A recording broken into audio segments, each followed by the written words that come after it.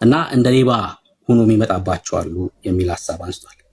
ስህተት እንደሆነ ላሳያችሁ። ጳውሎስ እንደዚህ ይላል በተሰሎንቄ መጽሐፍ ምዕራፍ 5 ላይ ወንድሞች ሆይ ስለ ዘመናትና ስለ ወራትም እንዲጻፍላችሁ ያስፈልጋችሁ። ለምን? የጌታ ቀን ሌባ በሌሊት እንደሚመጣ እንዲሁ ይመጣ ዘንድ ራሳችሁ አጥብቃችሁ አውቃችኋልና። አዎ የጌታ ቀን ሌባ በሌሊት እንደሚመጣ ታውቃላችሁ። አዎ ጌታ ክርስቶስ ኢየሱስ እንዴት ይመጣል? እንደ ሌባ አይደል?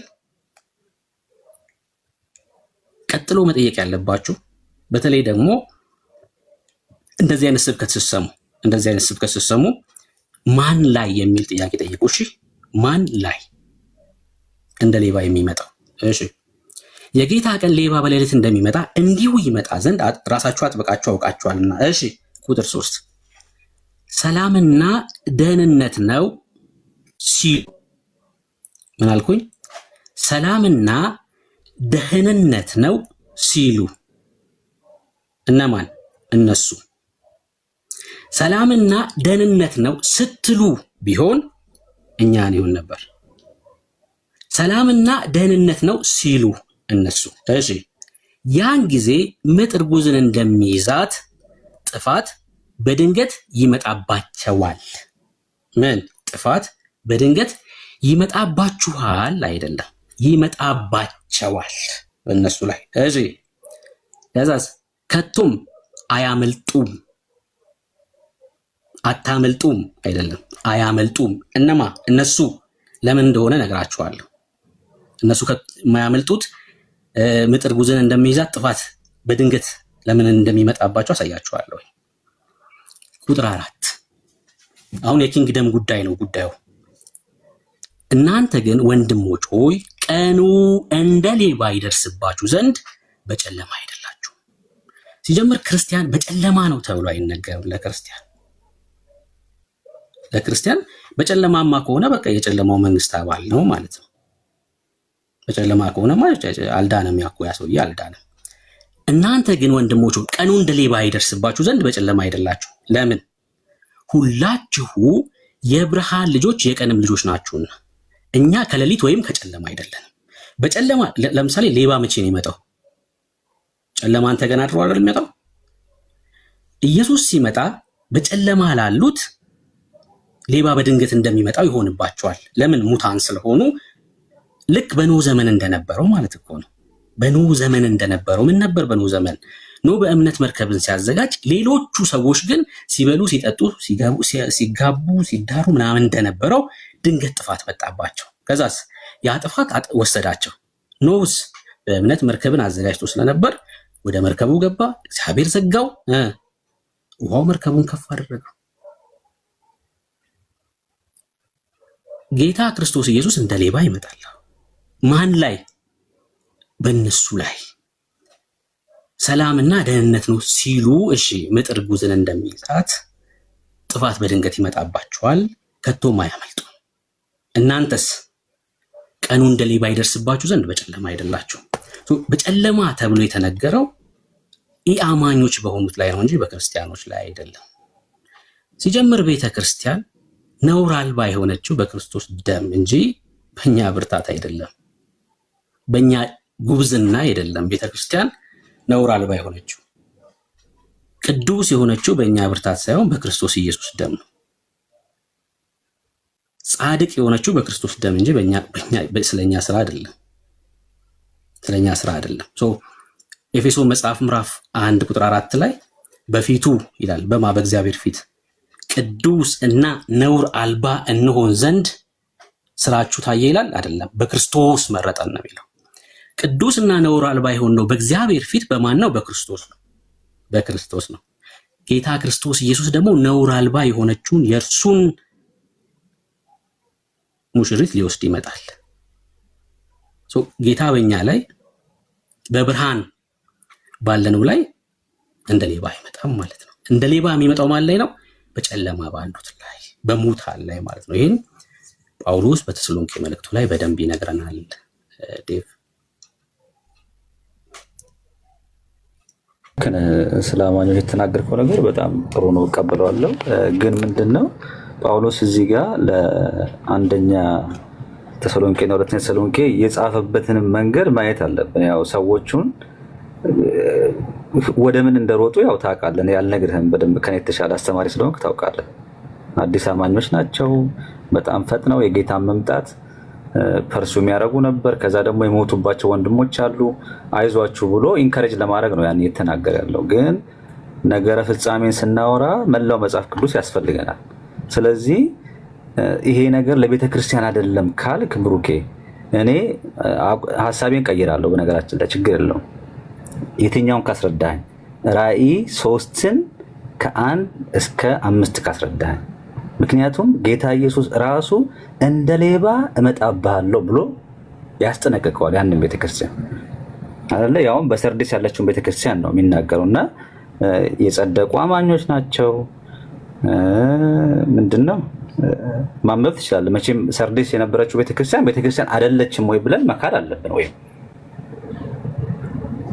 ምክንያቱም እንደ ሌባ መምጣቱን ጌታ ይናገራል እዛ ጋር። እና እሱን አስረዳኝ። እሺ ምን መሰለህ አገኘሁ አይደል? ጥቅሱን በደንብ ነው የማውቀው እኔ ራእይ መጽሐፍን ለማስጠናት በቴሌግራም ግሩፓችን ላይ 74 ቀን ወይ ደግሞ ለ74 ፕሮግራም ተከፍሎ የተዘጋጀ ስለሆነ ምን እያልክ እንደሆነ የትኛውን ክፍል እያወራ እንደሆነ እረዳለሁ።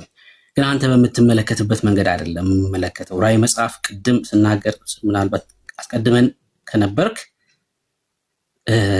አስቀድሞ እግዚአብሔር ስለተናገረው ፕሮግራም የሚናገር ነው ራእይ በራሱ ማለት ነው። ለምሳሌ ዘሌዋውያን መጽሐፍ ምዕራፍ 23ን አንብበህ የምታውቅ ከሆነ እግዚአብሔር በዓላቶቼ ብሎ የሚናገራቸው የእግዚአብሔር በዓላት አሉ።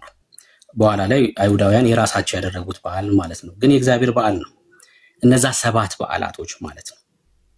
7 በዓላቶች ራእይ መጽሐፍ ላይ ደግሞ ዮሐንስ ስለ 7ቱ አብያተ ክርስቲያናት ይነግረናል። ስለ 7ቱ አብያተ ክርስቲያናት ማለት ነው። ራእይን እንዴት ነው የምንረዳው? ከብሉይ ኪዳን አንጻር ለምሳሌ ራእይ መጽሐፍ ምዕራፍ 13ን ዳንኤል መጽሐፍ ላይ ቅድም አላቅም ዘግይተህ ከመጣክ እንዴት ሲናገር እንደነበር ዮሐንስ ከዳንኤል መጽሐፍ ላይ ጠቅሶ አሳይቻለሁ። እነዚህን 7ቱን አብያተ ክርስቲያናት እኔ የምረዳው አንተ በምትለው አይነት አይደለም። ትክክል ነው። ስለ ሰርዴስ እኮ ይናገራል። ግን ምን ማለት ነው? ከ7ቱ የእግዚአብሔር በዓላት ጋር የተገናኘ ነው። እነዛ 7ቱ የእግዚአብሔር በዓላት ደግሞ ስለ 7ቱ የእግዚአብሔር ዘመናት የሚናገር ነው። ለምሳሌ እግዚአብሔር ሰውን ፈጠረ። ከዛ ሰው እስከወደቀበት ድረስ ያለው ዘመን አለ። እግዚአብሔር እና ሰው ህብረት ያደረጉበት የነበረው ዘመን። ያ ሰው ደግሞ ከወደቀ በኋላ እስከ ኖህ ድረስ የሰው ልጅ እስካመፀበት ድረስ ያለው ዘመን አለ። ከኖህ ዘመን በኋላ ደግሞ አብርሃም እስከተጠራበት ድረስ ያለው ዘመን አለ፣ 3ኛው ዘመን። ከአብርሃም መጠራት በኋላ ደግሞ ህጉ እስከተሰጠበት እስከ ሙሴ ድረስ ያለው ዘመን አለ። ከሙሴ በኋላ ደግሞ ከህጉ ዘመን እስከ ጌታ እስከ ክርስቶስ ኢየሱስ ድረስ ደግሞ ያለው ዘመን አለ። የክርስቶስ ኢየሱስ ደግሞ የጸጋው ዘመን ማለት ነው። ከክርስቶስ ኢየሱስ ደግሞ እስከ 1000 ዓመት ድረስ ያለው ዘመን አለ። ከዛ የመጨረሻው ደግሞ 1000 ዓመት ደግሞ አለ። 7ቱ በዓላት በእነዚህ የተወከሉ ናቸው። ራእይ መጽሐፍም ልክ እንደዛው ማለት ነው። እና አንተ ልክ ባልከው መንገድ አይደለም የምረዳው ራእይ መጽሐፍን ከዚህ ከ7ቱ ዘመናት ጋር የተገናኘ ስለሆነ 7ቱን ዘመናት በደንብ የሚያስረዳልን ስለሆነ ማለት ነው። እና ቤተክርስቲያን ግን ተነጥላ ጻድቅ ነህ አንተ ዴቭ?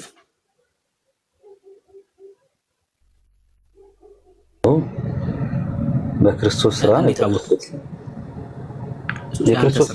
የመስቀል ስራ ስላመንኩኝ። የአንተ ስራስ? የኔ ስራ እኮ ሳንቲፊኬሽን ነው። ሳንቲፊኬሽን ኤክስፒሪየንስ የማደርገው እንጂ ጽድቅማ በክርስቶስ በማመን የሚገኝ ነው እኮ። ስለ ቅድስና ሳይሆን ስለ ጽድቅ ነው የጠየቁት። ለምሳሌ በክርስቶስ ኢየሱስ ጸድቄያለሁ ብለኛል። በአንተ ስራ ሳትጸድቅም ወይ ነው? በእኔ ስራማ አልጸድቅማ። እሺ ጌታ ሲመጣ ይወስዳል ወይስ አይወስድም? ጌታ ሲመጣ ያለውበት ሁኔታ ይወስነዋል። እሱ ነው አኮ እሱን ላሳይ ስለፈለኩ ነው። ልትወሰድም ላትወሰድም መሰለህ ብሩኬ። ይኸውልህ እኔ እዛ በእርሻ ላይ ያሉት አማኞች ሁለቱ ሰዎች ማለት ለእኔ አማኝ ናቸው። ችግር የለውም። ቀጥል መልስልኝ። ችግር የለውም። አንተ አሁን ማቴዎስ 24 እና 25 ነው እያልከኝ ያለሁ። እሱ ላይም ብጠይቅህ ግራ እንደምትጋባ ስለማቅ ነው። ግን ዝም ብለህ መልስልኝ። ጌታ ሲመጣ ይወስዳል አንተን?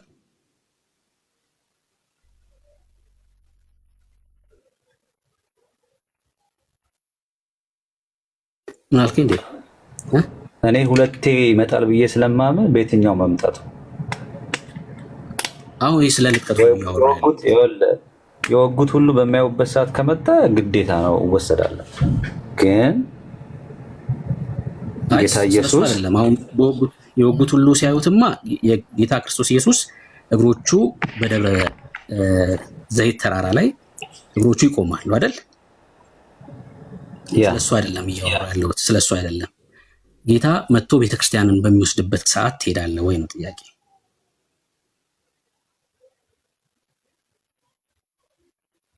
እንደዚህ አይነት እምነት ነው ያለኝ። ያው እንግዲህ እስካሁን ማለት ነው ይነጥቀኛል ብዬ ነው የማምነው። ጥርጣሬ የገባክ በስርዓት ምክንያት ቀራለሁ ብለህ ነው?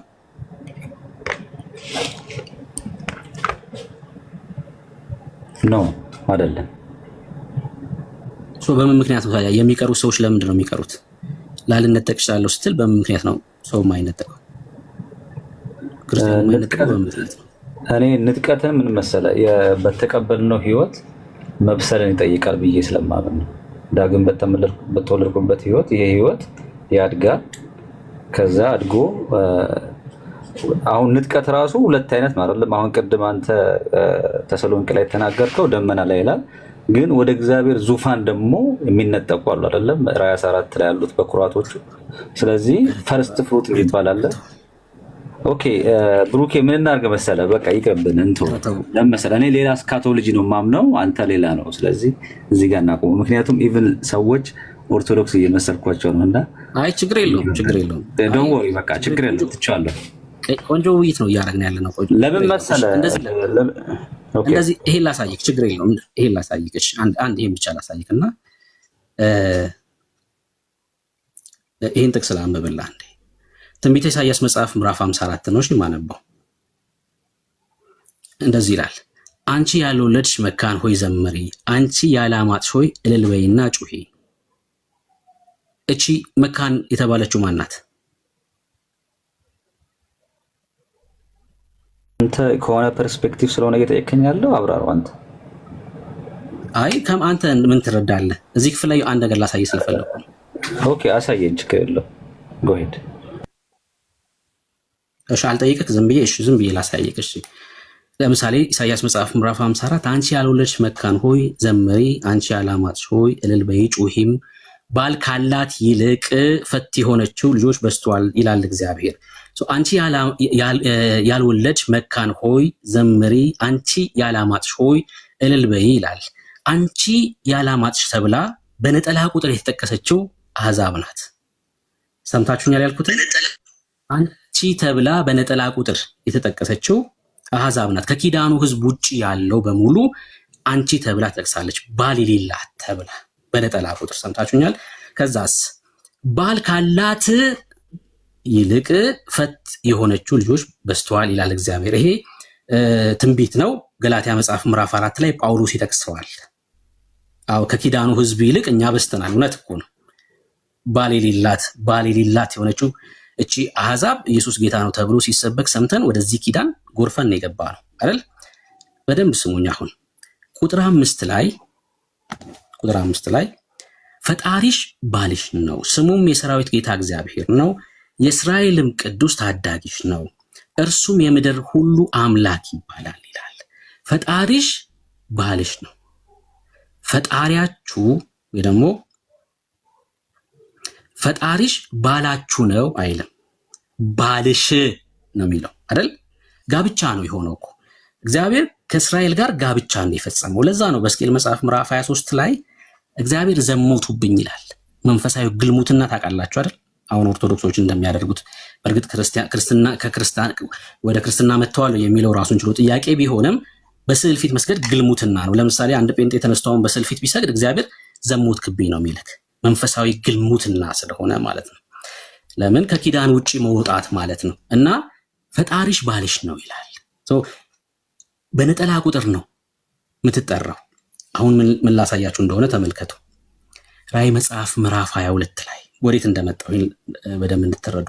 ራእይ መጽሐፍ ምዕራፍ 22 ቁጥር 17 ላይ መንፈሱና ሙሽራይቱም ና ይላሉ። ሙሽሮቹ አይደለም ይለው፣ የእርሱ የሆነችው ቁጥር ነው የተጠራችው። ና ይላሉ፣ የሚሰማም ና ይበል፣ የተጠማም ይምጣ፣ የወደደም የሕይወት ውሃ እንዲያው ይውሰድ። ቤተክርስቲያን አንዲት ናት፣ የእርሱ የሆነችው። በነጠላ ቁጥር ነው የምትጠራው፣ ልክ እስራኤል በነጠላ ቁጥር ስትጠራ እንደነበረው። ማቴዎስ ወንጌል መጽሐፍ ምዕራፍ 25 ይህን በጣም ረዥም ጊዜ ስለተማማርንበት አሁን የምናገረውን ነገር ልጆች ይረዳሉ። በዚያን ጊዜ መንግስተ ሰማያት መብራታቸውን ይዘው ሙሽራውን ሊቀበሉ የወጡ 10 ቆነጃጅትን ትመስላለች። ቆነጃጅት በብዙ ቁጥር ይጠራቸዋል ማቴዎስ ወንጌል መጽሐፍ ምዕራፍ 25። በነጠላ ቁጥር አይደለም፣ በብዙ ቁጥር ሙሽራውን ሊቀበሉ የወጡ ቆነጃጅቶችን ትመስላለች ይላል። ትመስላለች። ይህን ክፍል ለመረዳት ቅድም ከማቴዎስ ወንጌል መጽሐፍ ምዕራፍ 24 ከቁጥር 1 ጀምሮ ጌታ ስለመምጣቱና ስለመጨረሻው ዘመን የተናገረበትን በደንብ ላጠና ሰው ምን መሆኑን ይረዳል። በዛ በሰባኛው ሱባኤ ስለሚፈጸመው ነገር እንደሆነ ይረዳል። ቤተክርስቲያን በነጠላ ቁጥር የምትጠራ ናት፣ የእርሱ የሆነችው። እነዚህ ግን በብዙ ቁጥር 10 ተብሎ የተጠሩ፣ ግማሾቹ ዘይታቸው ስላለቀ መብራታቸው ስለጠፋ የሚዘጋባቸው፣ ደግሞም ዘይታቸው ደግሞ ባለማለቁና መብራታቸው ባለመጥፋቱ ምክንያት ወደዚህ ወደ ኪንግደሙ ሲገቡ የምንመለከታቸው ናቸው። ይህም መለየት በደንብ አስፈላጊ ነው። ልጠይቅ የነበረው አንተ ቆንጃጅት ነህ ሙሽራ ነህ የሚለውን ነበር ልጠይቅ እዛ ክፍል ላይ የሄድኩት። ከሰማኝ በደንብ ከዚህ በኋላ ለማየት ትችላለህ ብዬ አምናለሁኝ። እንደው እንደ ተጨማሪ ደግሞ እንድታስተውሉ የምፈልገው ማቴዎስ ወንጌል መጽሐፍ ምዕራፍ 24 አንዱ ይወሰዳል አንዱ ይቀራል ይላል። እሺ አንድ ቲፕ ልጨምርልህ፣ በደንብ እንድትመለከተው ክፍሉን እንዲያግዝህ አንድ ነገር ልጨምርልህ። ማቴዎስ 24 ቁጥር 38 ከ37 ጀምሮ ላንብብ። የኖህ ዘመን እንደነበረ የሰው ልጅ መምጣት እንዲሁ ይሆናል። እሺ የጌታን መምጣት እዚህ ማቴዎስ 24 ላይ ከኖህ ዘመን ጋር ነው የሚያነጻጽረው። እሺ በዚያች ወራት ከጥፋት ውሃ በፊት ኖህ ወደ መርከብ እስከገባበት ቀን ድረስ ሲበሉ ሲጠጡ ሲያገቡና ሲጋቡ እንደነበረው የጥፋት ውሃ መጥቶ፣ እሺ በኖህ ዘመን ምንድን ነበር የሆነው? አያውቁም። ላይፍ ቀጥሏል። ኖህ ግን በእምነት መርከብን አዘጋጅቷል። እነሱስ በቃ ከሳምንት በኋላ እኮ ለማግባት ፕሮግራም የያዘም ሰው ሊኖር ይችላል አይደል? ላይፍ ቀጥሏል ማለት ነው። የጥፋት ውሃ መጥቶ ሁሉን እስከወሰደ ድረስ አንድ ጥያቄ ልጠይቅ ዴቭ። የጥፋት ውሃ መጥቶ ሁሉን ሲወስዳቸው ምንድን ነው የሆኑት?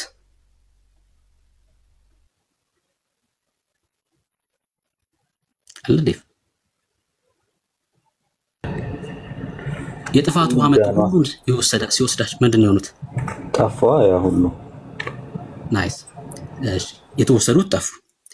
ሁሉን እስከወሰዱ ድረስ እንዳላወቁ የሰው ልጅ መምጣትም ደግሞ እንዲሁ ይሆናል። ከዛስ በዚያን ጊዜ 2 ሰዎች በእርሻ ይሆናሉ፣ አንዱ ይወሰዳል፣ ከዛስ አንዱ ይቀራል።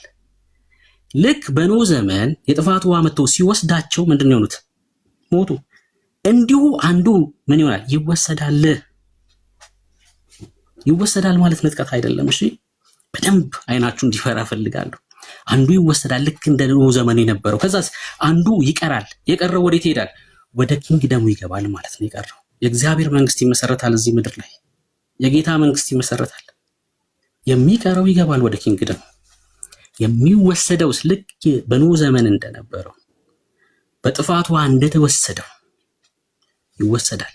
ጌታ ኢየሱስ ክርስቶስ ማቴዎስ 24 ላይ የነገረን ይሄ ክፍል፣ ማቴዎስ 25 ከቁጥር 1 እስከ 13፣ ማቴዎስ ወንጌል መጽሐፍ ምዕራፍ 25 ከቁጥር 31 ጀምሮ የነገረን በደንብ ተመልከቱት፣ አጥኗቸው። ቃላቶቹንም በደንብ እንደዛው እሺ፣ ታናናሾች፣ ወንድሞች የተባሉ እነዚህ ቃላቶቹንም በደንብ ብታዩ ብታጠኑ ክፍሉ ለመረዳት ያግዛል ብዬ አምናለሁ።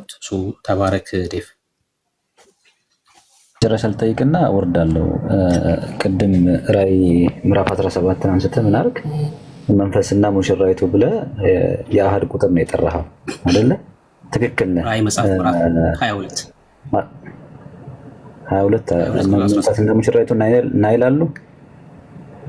አዎ 22 17 22 ላይ ምዕራፍ ማለት የመጨረሻው ምዕራፍ። ዋናው ፖይንቴ ምንድነው? ኦኬ እሺ፣ አንተ ቤተክርስቲያን ከራዕይ ምዕራፍ 4 በኋላ የለችም የሚለውን ነው ክሌም የምታደርገው? አዎ እሱ ላይ ቅድም እንዳልኩ እኮ ነው። እሱን ነው ክሌም የምታደርገው? በቃ እቺን ብቻ መልስልኝ፣ ችግር የለም እኮ እየመለስኩልህ እኮ እየመለስኩልህ። እሱ ላይ ሰፊ ምልከታ አለ። ምንድነው ራዕይ መጽሐፍ ራሱ እያወራ ያለው? ለምሳሌ አንዱን አነሳውኝ እኔ አሁን ከምዕራፍ 4 በኋላ ቤተክርስቲያን አለች የለችም የሚለውን በራሱ ዝም ብዬ ከምነግርህ ስንማማረው ማየት ነው የሚሻለው። ገብቶሃል? ራዕይ መጽሐፍ ምዕራፍ 4 በኋላ ቤተክርስቲያን የለችም፣ ራዕይ መጽሐፍ ምዕራፍ 19 ላይ ቤተክርስቲያን አለች። ይሄ ምልከታ አለ። ከዛ ደግሞ ራዕይ መጽሐፍ ምዕራፍ 12ን በምሳሌነት አንዳንዱ ለቤተክርስቲያን ይፈታል፣ አንዳንዱ ለማርያም ይፈታል፣ ሌላው ደግሞ ለእስራኤል ይፈታል ብያለሁ። ለቤተክርስቲያን የሚፈቱትን ሰዎች የሚቃወማቸውን ጥቅስ ስላልነበርክ ይመስለኛል ዘግይተህ ስለመጣ ለቤተክርስቲያን የሚቃወመውን ጥቅስ አነሳውኝ። ለቤተክርስቲያን ደግሞ የሚሉ ሰዎችም ለማርያም የሚሉ ሰዎችም የሚቃወማቸውን ጥቅስ አንስቻለሁ። አሁን ራዕይ መጽሐፍ ምዕራፍ 12 ለቤተክርስቲያን ነው ብትለኝ ስህተት ነው፣ በጭራሽ አይደለም፣ በጭራሽ። ስለማን ነው ካልከኝ ስለ እስራኤል ነው የሚያወራው፣ ስለ እስራኤል ነው የሚያወራው። ክፍሉን ሙሉን እንደዛ ከማለት ይልቅ መማማር ስንማማር ብናነሳው ነው የሚሻለው። ዴቭ ግን አሁን በድፍረት አሁን የትኛውን ቁጥር ብትለኝ ራዕይ መጽሐፍ ምዕራፍ 12 ስለ ቤተክርስቲያን አይደለም የሚያወራው፣ ስለ እስራኤል ነው። ራዕይ መጽሐፍ ምዕራፍ 13 ስለ የስድብ አፍ ስለተሰጠው የሚናገረው ስለ ያዕቆብ መከራ ነው፣ ስለ እስራኤል ነው የሚያወራው። ስንማማር ግን እነዚህ ቁጥሮች እያልን እናነሳቸዋለን። ዴቭ እኔ እስራኤል ናት ከሚለው ሳይድ አይቼዋለሁ፣ አንተም ቤተክርስቲያን ናት ከሚለው ሳይድ አጥናው። ያው እንግዲህ እውቀት እያደገ ሄዳል፣ ሀሳቤን ቀይራለሁ። ኦኬ ቆይ አንተ ቤተክርስቲያን ናት ብለህ ነው የምታስበው ራዕይ 12ን? ያ በደንብ እስኪ ቻሌንጅ እንደራረግ፣ ዝም ብለን አንዳንድ ጥያቄ። አይ እኔ ችግር የለም ቻሌንጅ አላደርግም። እሺ እኔ ቻሌንጅ ላድርግ፣ ዝም መረዳትን ብቻ ለማየት እንዳልኩህ ቤተክርስቲያን ናት ብለው የሚያምኑ ሰዎች አሉ፣ ማርያም ብለው የሚያምኑ ሰዎች አሉ። ማርያም የሚለው በጣም ሩቅ ነው እሱ። ግን አሁን አንተ ቤተክርስቲያን ነው ብለህ የምታምን ከሆነ ይህን ጥያቄ ልጠይቅህ። ለምሳሌ ታላቅ ምልክት በሰማይ ታየ፣ ፀሐይን ተጎናጽፋ ጨረቃን ከእግሮቿ በታች ያላት፣ በራሷም ላይ 12 ከዋክብት አክሊል የሆነላት አንዲት ሴት ነበረች። እቺ ሴት ማርያም ናት አይደል? ማርያም አይደለችም እንዴ? ሶሪ ቤተክርስቲያን ናት። ቤተክርስቲያን ናት። እሺ እኔ እስራኤል ናት ብዬ ነው ማምነው። ቁጥር 2 ላይ እርሷም ጸንሳ ነበር፣ ምጥም ተይዛ ልትወልድ ተጨንቃ ጮኸች ይላል። ቤተክርስቲያን የጸነሰችው ማንን ነው? ደግሞም የወለደችው ማንን ነው? እንዴት ትረዳዋለህ? አሁን ይሄ ቁጥር 2 ይሄን ቁጥር 2 አንደርስታንድ ለማድረግ ምዕራፍ 1 እና 2-3ን አንደርስታንድ ማድረግ ያስፈልጋል። እነኛ ድል የነሱት አማኞች ጥቅል ድምር ነው ወንዱ ልጅ ማለት ለኔ። ወንዱ ልጅ ማን ነው? ወንዱ ልጅ ድል ለነሳው ብሎ ይጠራል አይደለም? ራዕይ ምዕራፍ 1 እና 2-3 ላይ በየቤተ ክርስቲያኑ መንገድ ይጠራል። አሁን ለምሳሌ አድምጠኝ እሺ፣ አንዴ ከፈለክ ወይ ተናገር ወይ ኖ አይ ሐሳብህን እንድረዳው አንተ ነው የምትናገረው። በደንብ ሐሳብህን እንዳገኝ ልጅ የተባለው እንድትነግረኝ ነው። ልጁ ማለት ይኸውልህ አንድ ሰው አይደለም። ልክ ሴቷ አንድ ሰው እንዳልሆነችው ልጁም አንድ አይደለም። የመጀመሪያው ኢንተርፕሪቴሽን ማስተካከል ያለበት ማለት ነው። ቤተክርስቲያንን እንደ አንድ እንደ አሃድ ልክ ቅድም አንተ እንዳልከው ፈጣሪሽ ባልሽ ነው ስል እስራኤል ህዝብ እግዚአብሔር እንደሚስቱ ነው የሚያስባት። ግን ስንት ህዝብ ነው? በጣም ብዙ ህዝብ ነው። ቤተክርስቲያንም ግን እኮ ዴባ ወንድ ልጅ ይላል።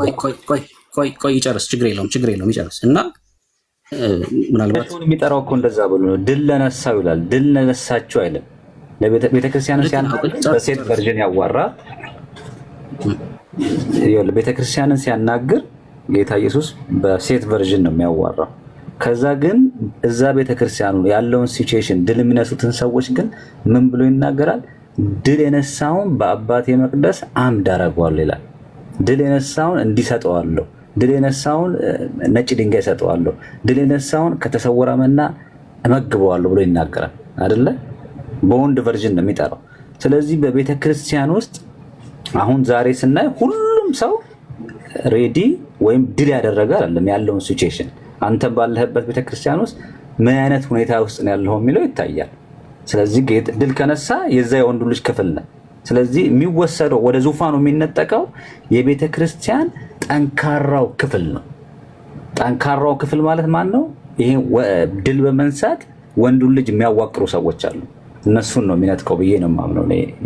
ብሩክ ተባረክ። እሺ ሐሳቡን ያገኘሁት ወንድ ልጅ የተባለው ከቤተክርስቲያን መካከል ድል የነሱት ናቸው ነው ሐሳቡ። እሺ እነዛ ድል የነሱት ራሳቸው ቤተክርስቲያን ናቸው አይደለም? ክርስቲያን ክፍል ናቸው። ራሳቸውን አሁን ለምሳሌ አንድ ልጅ የተረገዘ ልጅ የሴቲቱ ክፍል ነው አይደለም? ተረግዞ ሳለ የሚለያዩት መች ነው ሲባል ሲወለድ ነው አይደለ?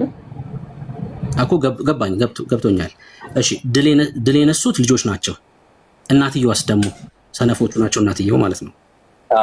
ያ ኦኬ። ሰነፎቹ በአንድ ነገር ልገላግለህ። በነገራችን ላይ እኔ አሁን አንተ የምትለውን ነበር ማምነው። ከዛ የሆነ ጊዜ ላይ እጄ ላይ የሆነ መጽሐፍ ገባ። ምን የሚል መጽሐፍ መሰለ? ግሎሪየስ ቸርች የሚል መጽሐፍ ነው መጽሐፉ ማለት ነው። በአማርኛ ቁምላቸው ፋንታውን መሰለኝ የተረጎመው ክብርቷ ቤተክርስቲያን የሚል ነው። ከዛ መጽሐፍ ላይ ሳነበው በጣም መሰጠኝ። ነገሩን ክሌም አደረኩት። በቃ አለቀ። እሱም መጽሐፍ ሪፈር አድርግና ወይን እነጋገራለን። እኔ በደንብ አልገልጽልህም። እንደውም እዛ ላይ ያገኘሁትን አግኝቼዋለሁ። ሐሳቡን ግን በደንብ የማስተማርም ችሎታ ስለሌለኝ ለአንተ መንገር አልችልም። ያገኘሁት ከአማኝ ሰው ከጻፈው ሰው ላይ ነው ያገኘሁትና አንብበውና ግሎሪየስ ቸርች ነው ርዕሱን የያዘው። በአማርኛ ወደ አማርኛ የመጣው ቁምላቸው ፋንታሁን ነው። በጣም የቆየ መጽሐፍ ነው። እዛ ላይ አንብቤ ነው ይሄን ያገኘሁት እኔ ማለት ነውና ምንም ብዙ ሐሳብህን ላስቀይር ምናምን ፈልጌ አይደለም። ያው ስናነብ የምናገኘው ነገር አለ። እሱን ነው እያካፈልኩ ያለው። እሱ ላይ ነው ቆሜ ማዋራ። እዚህ ጋር ላቆም። እኔ በሙግት አልችልህማ። ገብተሃል? ስለዚህ አቅሜን ማወቅ ይሻለኛል። ኖ ኢትስ ኦኬ። በቃ ተው ልውረድ። እንደውም አልፈለኩም እኔ እንትን ለመጀመሪያ ጊዜ ነው እንደዚህ ሰው የበዛበት ቦታ ራሱ ስገባ። አም ሶሪ፣ ይቅርታ ድንገት አልፌ ከተናገርኩ ሶሪ። ኖ ፕሮብሌም ብቻ ለመረዳት ነው። እሺ ሐሳብን ብቻ ለመረዳት ነው። ራዕይ መጽሐፍ ምዕራፍ 12 ሰላም። እሺ ተገኝ። እሺ እሰጥሃለሁ። እሺ ይሄኛውን ትርጓሜ ደግሞ ለመጀመሪያ ጊዜ ነው የሰማሁት። ምናልባት ያለውን መጽሐፍ ቼክ ለማድረግ ሞክራለሁ። ራዕይ መጽሐፍ መደብር ያየሁት መሰለኝ፣ ቼክ አደርገዋለሁ ምናልባት። እሺ ሰነፎቹ ጎበዞቹን ወለዱ የሚለውን ግን ለመጀመሪያ ጊዜ እውነት ለመጀመሪያ ጊዜ ነው የሰማሁት። እስኪ አየዋለሁ። በዛ መረዳት ውስጥ ነው ያለው። በቃ ግማሹ ቤተክርስቲያን ይነጠቃል ሲል ከዛ ተነስቶ እንደሆነ አሁን ሐሳቡን አግኝቼዋለሁ። እሺ ተገኝ፣ እንኳን ደህና መጣህ። ኤርሜ ካለ ግን ቆይ ሶሪ አንዴ እድል አልሰጠነውም ቅድም ጀምሮ። ከቻልክ ወንድምነት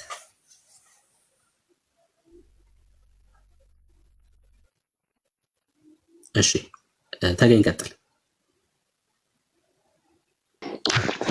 አይ ቲንክ የኔ አረዳድ ከሞላ ጎደል ከአንተ አረዳድ ጋር ነው የሚመሳሰል ይመስለኛል። እና ጥያቄ ግን ይህንን እውነት እንዴት እንያዘው የሚለው ላይ ነው። ምክንያቱም እኛ በዋናነት አንድ ነው ሜሴጃችን አይደለም፣ የምንሰብከው ነገር አንድ ነው። እሱም ኢየሱስን ተቀበሉ ነው የምንለው። ያ ነው ዋናው ኦቨርአርኪንግ የሆነው ትልቁ ሜሴጃችን ኢየሱስን ተቀበሉ ነው የምንለው። አሁን በዚህ ሰዓት በጣም ነገሮች ተጋግሎ ባሉበት ሰዓት፣ ብዙ ቀውሶች ባሉበት ሰዓት እንደዚህ ወደ ሰብአዊነትን ደግፈን መቆም አለብን ብዬ አስባለሁ። ለእስራኤል በልባችን እየጸለይን ካልሆነ ግን እስራኤልን ፋን ማድረጉ አይ ቲንክ ከወንጌል ጋር ብዙ እንትን የሚል አይመስለኝም፣ ይጣረሳል። አሁን ብዙ ቀውስ አለ። አይተህ ከሆነ መኪና ሁሉ ቆሟል፣ ስራ መስራት አልተቻለም። ስለዚህ በዚህ ሁኔታ ውስጥ የእግዚአብሔር እቅድ ነው ብሎ አሳውቆ ፕሪንሲፕል የሆነ ሰፖርት እንጂ ከፕሪንሲፕል ውጭ የሆነው ብዙ ጠቃሚ ነው ብዬ አላስብም። እየተሰማው ነው ብሩክ? እየሰማሁህ ነው እስከጨርስ ድረስ ነው።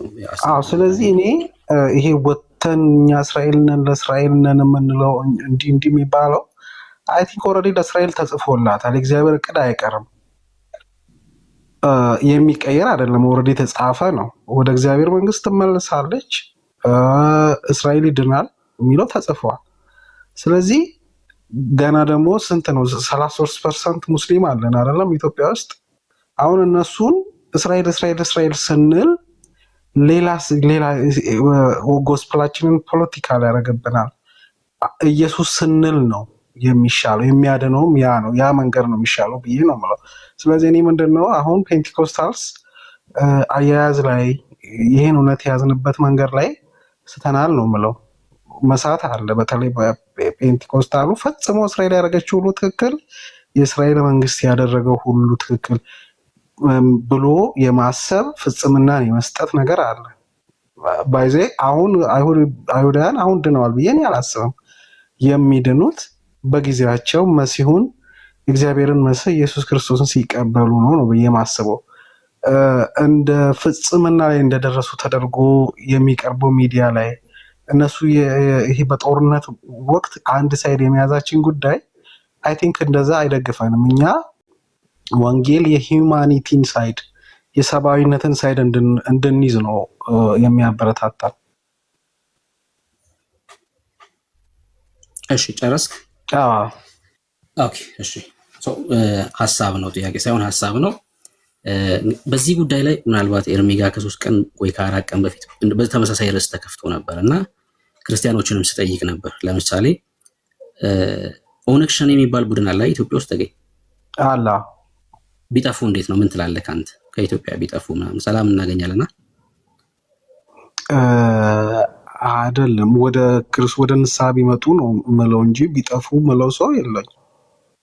ኦኬ እሱ ነው የክርስቲያን ልብ። አየህ አሁን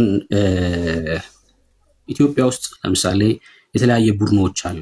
እኔ ማውቀው ለምሳሌ ያው ጎልቶ ስለሚነገር ኦነግ ሸኔ፣ ህወሓት፣ ከዛ ፋኖ እንደዚህ አይደል? በጣም የተለያዩ ቡድኖች አሉ። እኛ እንደ ክርስቲያን ህወሓት ይጥፋ፣ ፋኖ ይጥፋ፣ ኦነግ ሸኔ ይጥፋ ምናምን ምንል አይነት ሰዎች አይደለንም። ባለማወቅ ወጥመድ ውስጥ ያሉ ሰዎች፣ በጨለማ ያሉ ሰዎች ስለሆኑ እነዚህ ሰዎች ወደ እውነት እንዲመጡ ወደ ብርሃን እንዲመጡ ስለነዚህ ሰዎች ሁሉ ነው የምንጸልየው አይደል? ክርስቲያን ለኦነግ ሸኔ ይጸልያል፣ እውነቱን እንዲረዱት መዳን እንዲሆንላቸው። ፋኖ ለሚባለው ቡድን፣ ለህወሓት፣ ለመንግስት ይጸልያል። በቃ ይሄ የክርስቲያን ልብ ነው፣ የክርስቲያን ልብ ነው ይሄ። ኢትዮጵያ ውስጥ እኛ በዓለም እንዳሉ ሰዎች አይደለን። የሆነ ባንዲራ ይዘን ትናንትና እንደዛ አይነት ሰዎች አይደለን። እንደዛ አይነት ልብ ያላችሁ ሰዎችም ራሳችሁን ተመልከቱ። እሺ ራሳችሁን ማየት መቻል አለባችሁ። ለሀገር ሰላም እንጸልያለን፣ ለሁሉም ሀገራችን ሰላም እንድትሆን። ስለ እስራኤልም ስናስብ ስለ ፍልስጤም ወገኖቻችን እንጸልያለን፣ ወደ መዳን እንዲመጡ፣ እስራኤላውያን እንዲድኑ እንጸልያለን። ሰማኝ እስራኤላውያን አሁን አንተ ድነዋል ብዬ አላምንም። እኛም እንደዛ ስንናገር አልሰማም። ሰው በክርስቶስ ምንም በግንዱ በተፈጥሮ ላይ ቢሆኑ ክርስቶስን እስካልተቀበሉ ድረስ ወደ ሲኦል የሚሄዱ ሰዎች ናቸው። አማራጭ የላቸውም። እኛ ስለ እግዚአብሔር ፕሮግራም ነው እያወራን ያለ ነው። አሁን እስራኤል ትክክል ናት፣ ፍልስጤም ትክክል ነው፣ እንደዛ አይደለም እኮ እያወራን ያለ ነው። እሱ አይደለም እየተወራ ያለው። ፍልስጤማውያን እንዲድኑ እንጸልያለን። ለምሳሌ እንደዚህ ቤት ተናግሬ ያውቃለሁ ነው ምንድነው አርሲ አካባቢ ኦርቶዶክሳውያን ተገደሉ ሲባል ሰማሁ። አላውቅም። አሁን ተገደሉ ብዬ መናገር አልችልም። ጥናት ይፈልጋል፣ ማየት ይፈልጋል። የሰማሁትን ነው የነገርኳቸው። ኦርቶዶክሳውያን በአርሲ አካባቢ ተገደሉ ሲባል እኔ አዝናለሁ በጣም። ለምን መሰላችሁ? 2 ሞት ነው የሚሞቱት። አይደል? እውነት ተገሎ እኔ ስለማላቅ ነው አያችሁ በድፍረት ማልናገረው ከሆነ ግን በጣም ነው የሚያሳዝነው። ትልቅ ሞት ነው እኮ በጨለማ ያለ ሰው ሲገደል ወደ ህይወት ሳይመጣ በጣም ነው የሚያሳዝነው። ልብ ያቆስላል። መዳም ቢሆንላቸው ወደ ህይወት እድሜ ኑሯቸው ኢየሱስን ቢያገኙ በቃ የኔ ምኞት ነው። በጣም ነው ማዝ ነው። ክርስቲያኖች የሆነ አካባቢ ተገደሉ ቢባል ግን እንደዚህ አይነት ሀዘን አላዝንም። ወንድሞቼ ሲለዩኝ ያዝናለሁ፣ ግን ወዴት እንደሚሄዱ አውቃለሁ። እያለቀስኩ እየዘመርኩ ሸኛቸዋለሁ። እያለቀስኩ ሻማ አብርቼ ዘመኔን ሙሉ እንትን ስላልኖርም ወዴት እንደሚሄዱ አውቃለሁ። በብርሃን ያሉ ናቸው። ከአባታቸው ጋር ነው የሚገናኙት። የሙታን ሞት ግን በቃ ያሳዝናል። ኢየሱስን ሳያገኝ ሰው እድል የለውማ። ከዛ በኋላ እድል የለውም። አንድ ፍልስጤማዊ ሲሞትና በጣም ነው ማዝነው እኔ። መሐመድ አላሁ አክበር እያለ ወደ ሲኦል ነው የሚሄደው እኮ አንድ ፍልስጤማዊ ሲሞት። አንድ እስራኤላዊም ደግሞ በክርስቶስ ያላመነ ሰው ሲሞት በጣም ነው ማዝነው። የኪዳን ህዝብ ሆኖ እውነቱን ባለማወቅ ወደ ሲኦል ስለሚሄድ ማለት ነው። አየህ እኛ የጦርነት እንትኖች አይደለንም፣ እንደዛ አይደለንም። ነገር ግን ስለ እግዚአብሔር ደግሞ ፕሮግራም እናወራለን። የእግዚአብሔር እቅድ ምንድነው? እንደዚህ አይነት ነገር ሲከሰት ምንድነው እየተከናወነ ያለው?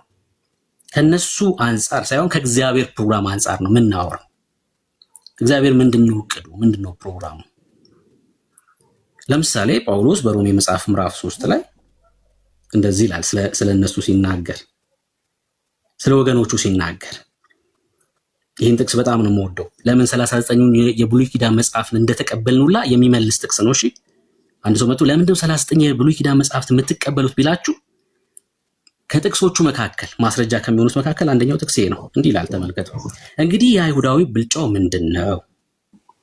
ወይስ የመገረዝ ጥቅሙ ምንድነው? በሁሉ ነገር ብዙ ነው። ምኑ? ብልጫው በሁሉ ነገር ብዙ ነው ይልና አስቀድሞ የእግዚአብሔር ቃላት አደራ ተሰጣቸው ይላል። ከዛ ታዲያ ምንድነው ይልና የማያምኑ ቢኖሩ ኢየሱስ እርሱ ክርስቶስ ነው ብለው ያልተቀበሉ ቢኖሩ አለማመናቸው የእግዚአብሔርን ታማኝነት ያስቀራልን? አሁን ጉዳዩ ከነሱ ማመን አለማመን ጋር አይደለም፣ ከእግዚአብሔር ኪዳን አንጻር ነው ነገሩን የምንመለከተው። የነሱ አለማመን የእግዚአብሔርን ታማኝነት ያስቀራልን ብሎ ይጠይቃል ጳውሎስ። ኧረ አያስቀርም። የምንናገረው እነሱ ጌታን ተቀብለዋል አልተቀበሉም፣ ኢየሱስ እርሱ መሲሁ ነው ብለዋል አላሉም አይደለም። እግዚአብሔር ምን ብሏል? ስለዚህ ህዝብ ምን ተናግሯል? ምን አይነት ኪዳን አለው? የምንመለከተው ደግሞ ነገር አሁን ከመጨረሻው ዘመን ጋር ምንድነው የሚለውን ነው የምናወራው። ምንናገረው እሱ ነው። እሱን ስታወራ ደግሞ እግዚአብሔር በቃ አልጣለውም ይሄን ህዝብ ማለት ነው። አልጣለውም ይሄን ህዝብ እግዚአብሔር ይጠብቀዋል። ለምን? አጀንዳ ስላለው፣ ፕሮግራም ስላለው። እኔ ለምንድነው እስራኤላውያን በቀደሙ ኪዳን አሕዛብን ይገፉ የነበሩት እንደዚህ እንዲቀላቀሉ ማይፈልጉት የሚለውን ለመመለስ መጽሐፍትን በደንብ አገላብጥ ነበር፣ አነብ ነበር። እሱ ራሱ የእግዚአብሔር ፕሮግራም ነው። አይገርምም? ለምን? የመሲሁ ዘር መጠበቅ ስለነበረበት። አዲስ ኪዳን ላይ ደግሞ መጣና እነዚሁ እስራኤላውያን በአሕዛብ ደግሞ ሲገፉ እንመለከታለን፣ ሲጠሉ ሲያሳድዷቸው እንመለከታለን። ይሄም የእግዚአብሔር ፕሮግራም ነው። ለምን? ይሄ ዘር መጠበቅ ስላለበት እኮ ነው። መሲሁ የሚነክስበት ዘር ስለሆነ ማለት ነው። አይ በቀደመው ኪዳን ሲገፉም በአዲሱ ኪዳን ሲገፉም የእግዚአብሔር ፕሮግራም ዘሩ መጠበቅ ስላለበት ነው። እንደዛ ዘሩ ከዚሁ ዘር የሚወለድ ነው ጌታ፣ እዚሁ ዘር ላይ ደግሞ የሚነክስ ስለሆነ ማለት ነው። እና የሰማይን ፕሮግራም እያወራን ነው። ደግሞ እንደዚህ አይነት ፕሮግራም እዚህ ቤት መነሳት ከጀመረ ዓመት አልፎታል። ብሩኬ ትንሽ ስለመሸብኝ ይቅርታ። እኔ ስፔሲፊካሊ አንተና እንደዛ አይደለም፣ ግን የጴንጤቆስጤያውን ሚዲያ አይተህ ከሆነ በፌስቡክም በማንኛውም በሶሻል ሚዲያም በሚኒስትሪሙም አይተህ ከሆነ ኢኒሻሊ ሴሌብሬት እያደረገ ነው። የእስራኤል ወታደሮችን ሴሌብሬት እያደረገ እስራኤልን የደገፈ እየመሰለ ነው የሚወጣው። እኔ እሱ እኛ ሳይድ አወር ሳይድ ኢዝ ሂውማኒቲ ነው እኔ ብዬ የምለው የሰው ዘር ወንጌል ሳቅ እንዳይሞት ነው እንጂ እግዚአብሔር እስራኤልን ደግፉ የሚል የለም። እኛ በጸሎት እናስባት ይሆናል፣ ደግፉ ተነሱ የሚል የለም። አት ዘ ሴም ታይም 33% ኢስላም ያለበት ሀገር አሜሪካ ቢሆን ምናልባት አንተ ውጭ ሀገር ኖረ ሊሆን ይችላል አላውቅም፣ ግን አሜሪካ ቢሆን እስራኤል ብትል ያለ ሪፐርከሽን ልትል ትችላለህ። ወንጌሉን ሳይጎዳብህ ልትል ትችላለህ። ሌሎች ሜሴጆችን ሳይ ኢትዮጵያ ውስጥ ግን ይሄንን ነገር ስትል ለምሳሌ እኔ እንደውም ሀፍ የተወሰኑ የእስላም ዘመዶች አሉኝ ኢቫንጀላይዜሽን የምሞክርበት እስራኤል ብዬ ልናገር ላብራራ በሞከርኩ ቁጥር እነሱ ከክርስቶስ ሜሴጅ ብሎክ ነው የማረጋቸው። ስለዚህ ኢትዮጵያዊ ክርስቲያን መጀመሪያ የሚመለከተው የራሱን አገር የራሱን ህዝቦች እንዴት ለጌታ ወደ ጌታ እንደሚመልስ ነው ማሰብ ያለበት። ስለዚህ እያልኩ ያለሁት መርህ ፕሪንሲፕል የሆነ ሰፖርት ነው ለእስራኤልም ቢሆን የሚያስፈልገው እንጂ ፖለቲካ የሚመስል ነገር ያኛውን ጠልተን ይሄን የወደድን ነገር አይደለም። እስራኤል ቃል ላይ ስለተጻፈች ነው እዛ ጋር ስላለ ነው ቃል ላይ ስላለ ነው እንጂ ሌላ አይነት አሶሲዬሽን የለንም። ያን ካልኩን ሁለተኛ እስራኤልን መደገፍ ሲባል የእስራኤልን መንግስት የሚመጣውን ፖለቲካል ፓርቲ መደገፍ ማለት አይደለም። ይሄ በተለይ አሁን ስልጣን ላይ ያለው ሰው በቅርቡ ያደረገው ንግግር ሰምተህ ከሆነ ኢየሱስ ጋንጂስ ካን ከሚባለው እንትን ኢምፐረር አይበልጥም ብሎ ተናግሯል። ማን ጋንጂስ ካን በጉልበት ስላለው ጡንቻ ስላለው በልጧል ብሎ ተናግሯል። ይሄኛው እንደውም መንፈሱ ወደ ኦልሞስት ወደ ይሄ ኔጌቲቭ ሳይድ በቃ ወደ አንቲክራይስት ሳይድ ነው ሰውየው እና እሱ ኪሊንግ ይወዳል፣ ኪለር ይወዳል። እያንዳንዱን የእስራኤልን ገቨርንመንት አይደለም የምንደግፈው ማለት እንደዛ አይደለም። እኛ ዘ ጁዊሽ ኔሽን የአይሁድ ህዝብ እግዚአብሔር እቅድ አለበት በመጨረሻው ዘመን ሪቫይቫል ከዛ ይነሳል በሚል ነው እንጂ በጭፍን ኔታንያሁ ምናምን የሚል ክርስቲያን አይ ቲንክ ለወንጌል እንቅፋት ነው ብዬ ነው ማስበው። ኦነስት እንድንሆን ነው እንጂ ለስ ቢ ኦነስት ለራሳችን ለቃሉም ለሁሉም ለወንጌል ጥሪም ኦነስት እንሆን ነው እንጂ ስፔሲፊክ ያንተን ቤት ክርስቲያን እያረኩ ሳይሆን አጠቃላይ የፔንቲኮስታሉን ሁኔታ እስራኤል የምንበት ፋን የምናረገበትን ሁኔታ ፈጽሞ ስላልወደድኩት ነው። ኦኬ እኔ ላውራ ትንሽ። እሺ ታወራዋለህ። አንዴ ታወራዋለህ፣ ችግር የለውም። የመጀመሪያው የሆኑ ሰዎች ስላሉ ፔንቴኮስታሉ እንደዛ ይላል የሚለው አብዛኛው ወይ ደግሞ ፔንቴኮስታሉን ይወክላሉ የሚለው በራሱ ስህተት ነው። እሺ የሚሆንብህ ለምን ምን ያህል ሰው እንደዛ ሲል አይተክ ነው እንደ አጠቃላይ እየተናገርከው፣ ደግሞስ ምን ስላሉ ነው እነዛ ሰዎች የሚለው ጥንቃቄ ይፈልጋል እንደ አጠቃላይ ስትናገር። ሁለተኛ ኢትዮጵያ ውስጥ 33% ሙስሊም አለ። እኔ ለ100% ሙስሊም አይኖርም፣ አይመለከተኝም። እኔ ከዛ አንጻር አይደለም የምናገረው ከሰማይ ፕሮግራም አንጻር ነው ብያለሁ ቅድም። እኔ ብቻ ለምን አልኖርም ኢትዮጵያ ውስጥ ክርስቲያን አጠቃላይ ሙስሊሙ ነው። በቃ ይሄን እውነት ነው የምናገረው፣ ከሰዎች አንጻር አይደለም የሰማይ ፕሮግራምን የምንናገረው።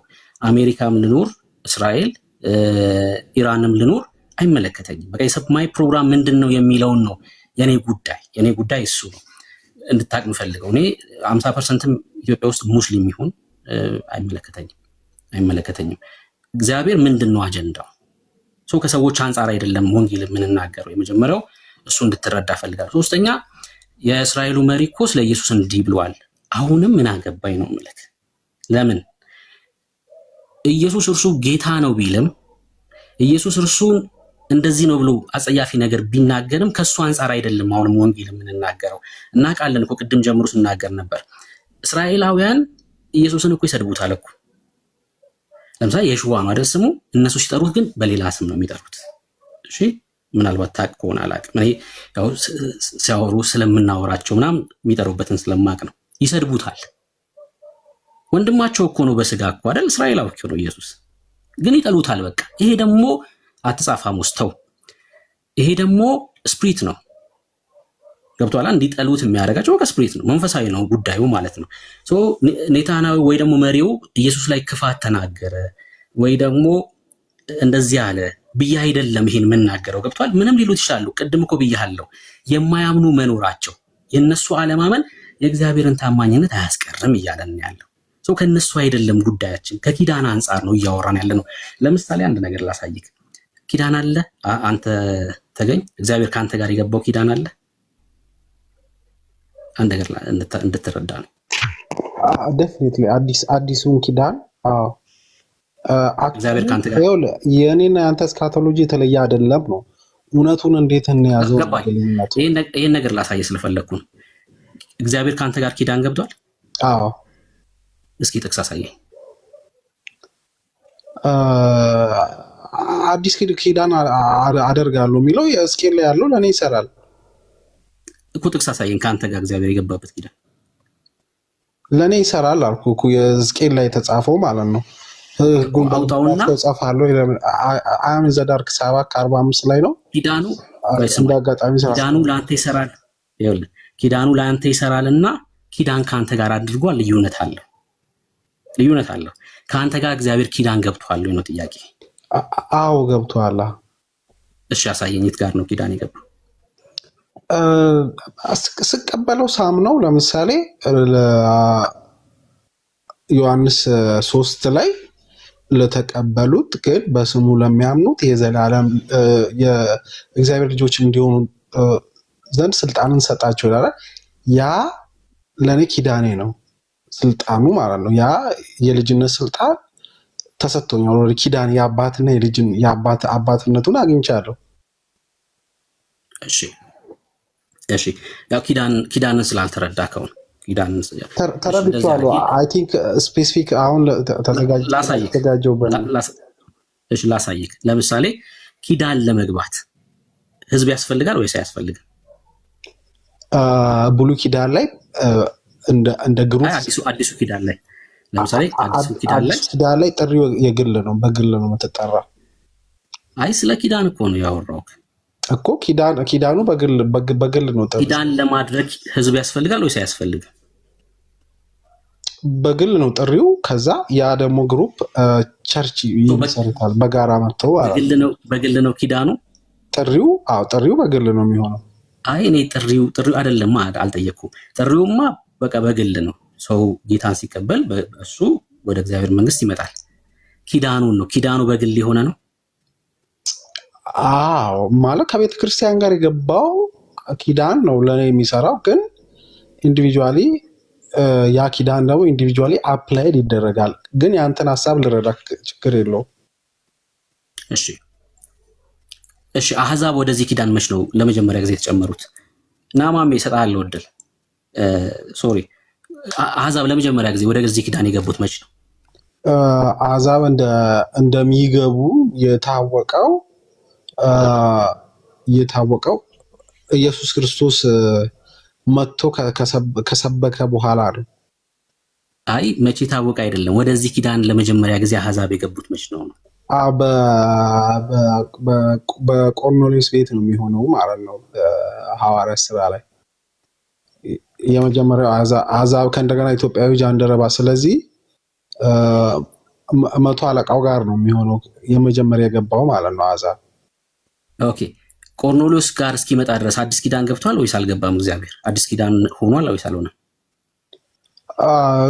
ከክርስቶስ ትንሣኤ በኋላ ከትንሣኤው በኋላ ሁሉ አዲስ ኪዳን ነው የምንለው።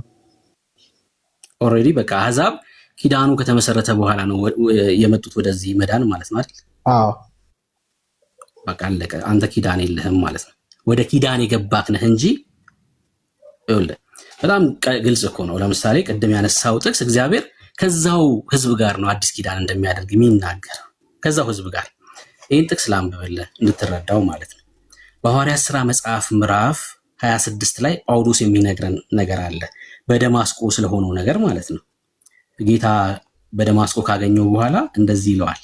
ሐዋርያት ሥራ መጽሐፍ ምዕራፍ 26 ተከሶ ሲያስረዳ ነው ደማስቆ እንደዚህ ይላል። ይኸውልህ ሁላችን በምድር ላይ በወደቀን ጊዜ ደማስቆ ሳውል ሳውል ስለምን ታሳድደኛለህ? የመውጊያውን ብረት ብትቃወም ለአንተ ይብስብሃል የሚል ድምፅ በዕብራይስጥ ቋንቋ ሲናገር ሰማሁ። ጌታ ይህን አለ። ከዛስ እኔም ጌታ ሆይ ማነህ አልኩኝ። እርሱም እኔ አንተ የምታሳድደኝ እኔ ኢየሱስ ነኝ። ነገር ግን ተነሳና በእግር ቁም። ከዛስ ስለዚህ እኔን ባየህበት ነገር ግን ለአንተም በምታይበት ነገር አገልጋይ ምስክር ትሆን ዘንድ ልሾምህ አይቻለሁና። ከዛስ የኃጢአትንም ስርየት ይሄ ዋናው መልእክት ይሄ ነው። የኃጢአትንም ስርየት በእኔ በማመን የኃጢአት ስርየት በምንድን ነው? በጥምቀት በጌታ እራት አይደለም፣ በኢየሱስ በማመን ምን የኃጢአት ስርየት በእኔ በማመን በተቀደሱት መካከል ርስት ያገኙ ዘንድ። አየህ፣ የኃጢአት ስርየት በኢየሱስ በማመን ወደ ተቀደሱት መካከል ነው የገባ ነው። በተቀደሱት መካከል ርስት ያገኙ ዘንድ እሺ፣ ከጨለማ ወደ ብርሃን ስልጣን ከጨለማ ወደ ብርሃን ከሰይጣን ስልጣን ወደ እግዚአብሔር ዘወር እንዲሉ ዓይናቸውን ትከፍት ዘንድ ከአሕዛብና ወደ እነርሱ ከምልክ ከአሕዛብ አድናለሁ። ጳውሎስ ተጠርቶ ወደ አሕዛብ ጌታ ሲልከው ደግሞም በእርሱ በማመን በተቀደሱት መካከል ርስት አሕዛብ እንደሚያገኙ ይነግረዋል። ኦልሬዲ እግዚአብሔር ከነበረው ሕዝብ ጋር ኪዳን አድርጓል። አሕዛብስ በኢየሱስ በማመን ወደዚህ ርስት እንዲገቡ በጳውሎስ በኩል ጥሪ ሲደረግላቸው እንመለከታለን ማለት ነው። ጥሪ ሲደረግላቸው ወደ ቆሞ ኪዳን ማለት ነው። እግዚአብሔር ከዛ ሕዝብ ጋር ከነበረው ሕዝብ ጋር ወዳደረገው ኪዳን አሕዛብ በእምነት ሲገቡ እናያለን ማለት ነው። ተገኝ አሁን ግን ያው የኪዳን ባለቤት ነን። እሺ ኪዳን የለንም እያልኩ አይደለም፣ ግን እንዴት ነው? በእርሱ በማመን በኢየሱስ በማመን የኪዳን ባለቤት ሆነን ወደ ኪዳኑ ገባን እያልኩ ነው። አይ ቲንክ አውሩቱ እዛ ጋር ነው ማለት እስራኤል እንደዚህ እንትን ብላለች እያልኩ እኮ አይደለም። ያንን እኮ ቀደም ተናግሬያለሁ። እውነቱን የምንይዝበት መንገድ እንዴት ይሁን ነው። አሁን በዚህ ሰዓት እስራኤልን ፋን የሚያደርጉ በቃ እኛ እስራኤል ነን የሚሉ ከጴንጤቆስጤው ነው አብዛኛው የሚገኘው። ከሌሎች የክርስትና ሴክቶችም ይሄ ነገር አለ። የእስልምናን ጉዳይ ያነሳሁት ለእነሱ እንትን ብለን እውነቱን እንሰውር ሳይሆን ሰው ሲሞት በጣም ሰው ሴንሲቲቭ ይሆናል። ሴንሲቲቭ ሲሆን ምን ይሆናል መሰለ? ስፕሪቱን ይዘጋባል። አንተ ኢቫንጀሊስት ነህ፣ ላደክምም አክቹዋሊ አልፈልግም። ይሄ የመጨረሻ ሀሳቤ ነው። ሜሴጅህን አሁን ለምሳሌ ጳውሎስ እኮ ሲሄድ እነሱ የሚያመልኩትን አምላክ ትራሽ እንዳያረግ ተጠንቅቋል። የነሱ ላይፍ፣ የነሱ ህይወት፣ የነሱ አስተሳሰብ በቃ ሙሉ ለሙሉ ሮንግ ነው። እናንተ እንዲህ ናችሁ ሳይሆን የራሱን የበለጠውን አምላክ የሚያድነውን ያላወቃችሁት አምላክ ይሄ ነው ብሎ ነው ያብራራው። ልክ እንደዛው አሁን ያ ላይፍ የሚጠፋው ላይፍ ማተር እንደማያረግ አይደለም እኛ መቅረብ ያለብን ብዬ አስባለሁ። ለዛ እውነት መጠንቀቅ አለብን። ፕሪንስፕልድ የሆነ ሰፖርት ነው ለእስራኤል የምናደርገው፣ ከመርህ ውጪ የሆነ አይደለም። አክቹዋሊ ቅድሚያ ፕራዮሪቲያችን የእግዚአብሔር ቃል እኮ ሰውን ለማዳን ነው አይደለም? ማርቆስ 2:28 ጀምሮ ስናይ ሰንበት የተሰጠው የሰው ልጅ እንዲያርፍ ነው። የእግዚአብሔር ቃልም ለእረፍት ነው፣ ለማዳን ነው እንጂ ማንም ለማጥፋት ለመለየትና እርስ በርስ ለማጠቃቃት አይደለም የተሰጠው። ስለዚህ እኔ አንተ ኢቫንጀሊስት ስለሆንክ እንደ ሀሳብ አያያዙ ይሄን እውነት እንዴት ነው ጥንቁቅ ሆነን የምንይዘው? የሚሞተውን ሰው አክኖሌጅ እናደርጋለን። አሁን የኢትዮጵያ ሰው የምኖረው 80 ኪሎ ሜትር ለመሄድ 600 ብር ነው የከፈልኩት በነዳጅ እጦት ምክንያት። ከ10 ኪሎ ሜትር በላይ የመኪና ሰልፍ አለ። ይሄ ሁሉ ቀውስ አለ። የመጣው በምንድን ነው? በጦርነቱ ነው የመጣው። ይሄ ጦርነት ሰውዬው ኦልሬዲ 89 ዓመት የሆነው ሰው ነው። ብዙ ዳሜጅ ካደረሰ በኋላ እንትን ያለው ኢቭን ጦርነቱ ራሱ የተጻፈ ነው ወይ እንዲህ ነው የምንለው ቀርቶ ኢንድ ታይም ነው እንደዚህ አይነት ነገሮች ይፈጠራሉ። ስለዚህ እኛ ፕሪንሲፕል የሆነውን ሰፖርት እየሰጠን በዋናነት ግን ወንጌል ስብከታችንን መቀጠል እንጂ ራሱ ይሄ ኢሹ ራሱ እንዲያደናቅፈን መፍቀድ የለብንም ብዬ አስባለሁ። አይ ቲንክ አንተ ሪፍሌክት አድርግ፣ ስለመሸብኝም ወርዳለሁ። ጥያቄ ብጠይቅህ ከዛ በፊት እሺ፣ እስራኤል እና ኢራን ጦርነት ላይ ነው ያሉት። ኢራን እስራኤልን ታጠፋታለች ብለህ ታምናለህ? እንዴት? ተጽፏል እኮ የተጻፈ የእግዚአብሔር ቃል የተጻፈ ሁሉ ይፈጸማል ይላል። ቃሉ ከሚያልፍ ሰማይና ብታልፍ ይቀላል ይላል አይደል? ቃሌ ከሚያልፍ ይላል ኢየሱስ ክርስቶስ ራሱ። እኮ ቀጥታ መልስልኝ። አዎ ኢራን እስራኤልን ታጠፋታለች? አታጠፋትም። ምን ማለት ነው? ተጽፏል። ለእስራኤል እኮ ትድናለች ተብሎ ተጽፏል እኮ ብያለሁ። ናይስ። እሺ ሶ ምንም ቢደራጁ እስራኤልን አያጠፏትም ማለት ነው? አዎ። ኦኬ እስራኤል ድል ታደርጋለች ማለት ይሄ የአይሁድ ህዝብ ፕሪዘርቭድ ይሆናል እግዚአብሔር ዓላማ እስኪፈጸም አይጠፋም። ግን የሚያጠፋውን ለማጥፋት የሚነሳ ኃይል ይኖራል። ኃይልማ ይነሳል። ሆ እያየን ነው እኮ አሁንም እሱን ነው እያየን ያለ ነው። ሶ ሊያጠፏት ግን አይችሉም። እስራኤል ታሸንፋለች ማለት ነው? እንደዛ አይደለም። እግዚአብሔር ኢንተርቪን ያደርጋል ኦን ዘ ቢሃፍ ኦፍ በአይሁድ በኩል ማለት ነው። ኖመን ትምህርቱ እኔ ማውቀው እሱን ነው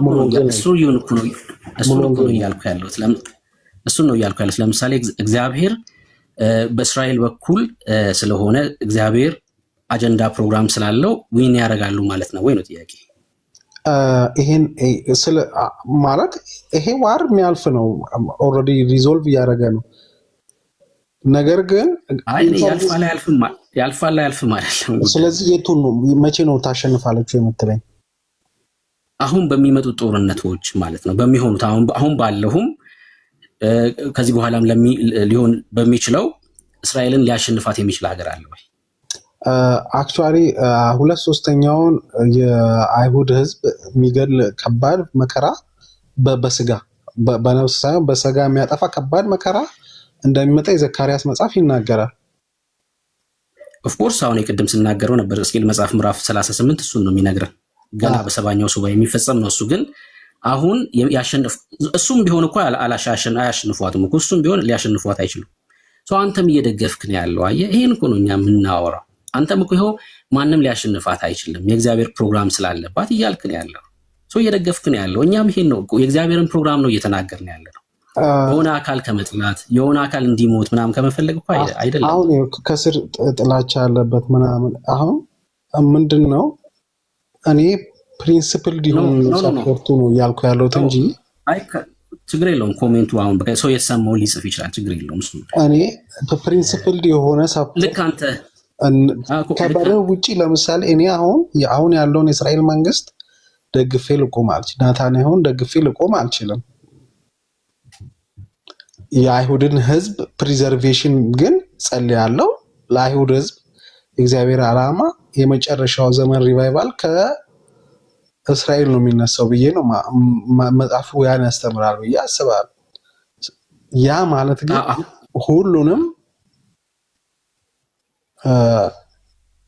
ሁሉንም የእስራኤል መንግስት አክሽንስ በአይኔን ውር ያርገው ብዬ ደግፋለሁ ማለት አይደለም።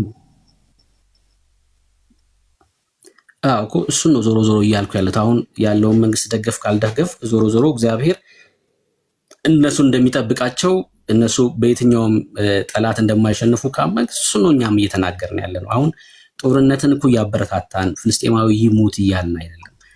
እስራኤላዊ ሂዶ ፍልስጤማዊን ይግደል እያልን አይደለም። ቅድም እሱን ነው ስነግርህ የነበረው። እንደዛ አይነት ልብ የለንም። አንድ ፍልስጤማዊ ሲሞት ደግሞም አንድ እስራኤላዊ ሲሞት በክርስቶስ ያላመኑ ሁለቱም እኩል ናቸው ለኛ እኮ ገብቶሃል አይደል? ሁለቱም ወደ ሲኦል ነው እኮ የሚሄዱት። ወደ ሲኦል ነው። አንድ እስራኤላዊ በክርስቶስ ኢየሱስ ያላመነ ኢየሱስ እርሱ ክርስቶስ ነው ብሎ ያልተቀበለው አንድ እስራኤላዊ ሲኦል ነው የሚገባው። አንድ ፍልስጤማዊም እንደዛው ሲኦል ነው የሚገባው። ሁለቱም ሲሞቱ እናዝናለን። ሁለቱም መሞት የለባቸውም እኮ ጌታን መቀበል አለባቸው። ወደ ህይወት መምጣት መቻል አለባቸው። እንደ ኪንግደም ደግሞ ስንናገር ስለ እስራኤል እንናገራለን። እግዚአብሔር ይሄን ህዝብ ስለሚጠብቅ ፕሮግራም ስላለው እግዚአብሔር ይሄን ህዝብ ይጠብቃል። አይደለም እኮ ኢራን አይደለም ሁሉም ሀገር ቢሰበሰቡ አያሸንፏትም። በቃ አያሸንፏትም። እግዚአብሔር ስለሚጠብቃቸው ፕሮግራም ስላ ይሄን የተናገር ነው። እኛም ይሄን ነው የምንናገረው እንጂ የግለሰቦች አሁን መሞት እንደሱ እሱማ የትኛውም በክርስቶስ ኢየሱስ ያላመነ ሰው ሲሞት እናዝናለን። ወደ ሲኦል እኮ ነው የሚሄዱት። ቅድም እንዳልኩ ነው። እኛ ኦነግ ሸኔ ይጥፋ ፋኖ ይጥፋ እንደዛ አንልም። አየህ ለሁሉም እንጸልያለን ወደ ህይወት እንዲመጡ። ይሄ ክርስቲያን ልብ ነው። ለፍልስጤማውያን እንጸልያለን። ከዛ ግን የእግዚአብሔርን ፕሮግራም ደግሞ እንናገራለን። እግዚአብሔር ስለዚህ ህዝብ ይገደዋል። በቃ ለምንድን ነው ከ1900 ዓመት በኋላ እንደገና ሀገር ሲሆኑ የምንመለከተው? ለምንድን ነው ሀገር የሆኑት? የእግዚአብሔር ፕሮግራም ስለሆነ ነው አይደል? ሕዝቅኤል መጽሐፍ ምዕራፍ 37 ስለደረቁ አጥንቶች ይናገራል አይደል? በቃ የእግዚአብሔር ፕሮግራም ነው እየሆነ ያለው። አሁንም የሚፈጸም የእግዚአብሔርን ፕሮግራም ነው የምንናገረው። የእግዚአብሔርን ፕሮግራም ለመናገር ግን ሰዎችን ተመልክተን ግን አይደለም። እኔ ከሰዎች አንጻር አልናገርም። ወንጌልን እንደዛ አልናገርም። የቁጥር ሰው ይሄን ያህል ሰው ይከፈዋል ምናምን ብዬ እሺ አላድክምሽ።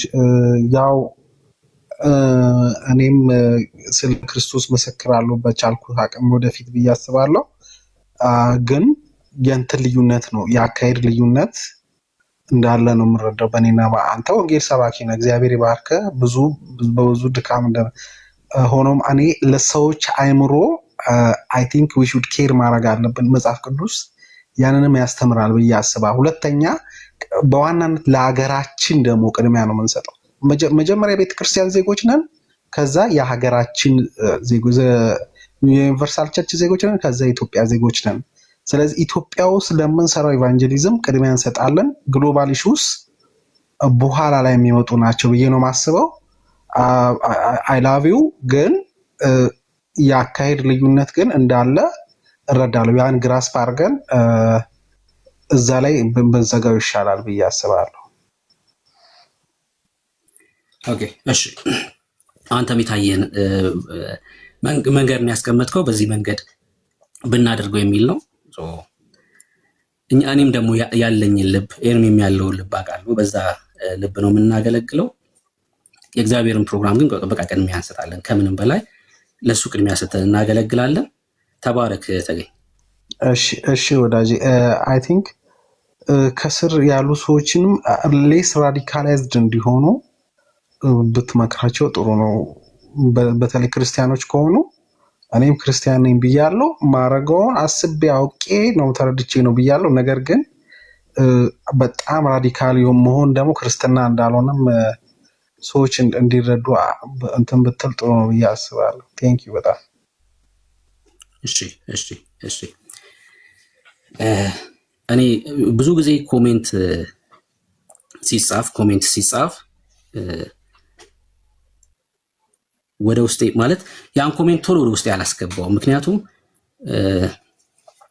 ሰዎችን መረዳት መቻል አለብን ብዬ አምናለሁ። እንደ መንፈሳዊ ሰው ክርስትና ብዙ አይነት ሰዎችን የያዘ ነው አይደል?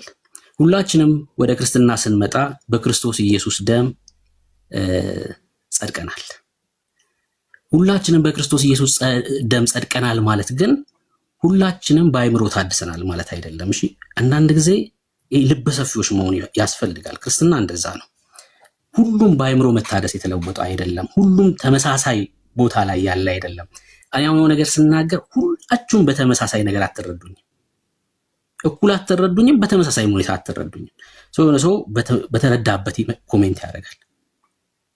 መረዳታችን እኩል አይደለም። የቆሮንቶስ ቤተክርስቲያን እና የኤፌሶን ቤተክርስቲያን ማለት ነው። በጣም ግልጽ ነው። የኤፌሶን ቤተክርስቲያን የተጻፈው መልእክት አንብቡ፣ ለቆሮንቶስ ቤተክርስቲያን የተጻፈው መልእክት አንብቡ። ሁለቱም እኮ ግን በእግዚአብሔር ፊት ነውር አልባ ናቸው፣ በክርስቶስ ደም የጸደቁ ናቸው። ሁሉም ግን ተመሳሳይ ሌቭል ላይ አይደለም። የመንፈሳዊ እድገቱ ሁሉም ትክክል አይደለም። ሰው ኮሜንት ላይ መረዳት በሰፊ ልብ ለምን እንደዚህ ጻፈ ምናምን እንል ከሆነ በተለይ ደግሞ ለማገልገል ከወጣን እንደዚህ አይነት ልብ ሊኖረን አያስፈልግም። መረዳት፣ ሰዎችን ማገዝ የአእምሮ መታደስ በጣም አስፈላጊ ነው አይደል? በክርስትና ብዙ ጊዜ ኤርሚ ያለክ ረጅም ሰዓት ስለንስ ዝም አስብያለሁ አለክ ወንድምነት የሰለሞን ቤተ መቅደስ አለክ ኤርሚ? እሺ፣ አይ ችግር የለውም ቀጥሉ። ዛሬ ቢዚ ነኝ እኔ፣ ልጆች ስኩል ሆሊዴይ ላይ ናቸው፣ ግን እየሰማሁ ነበር። ተባረክ፣ ጸጋ ይብዛልህ። ቀጥሉ ወንድምነት።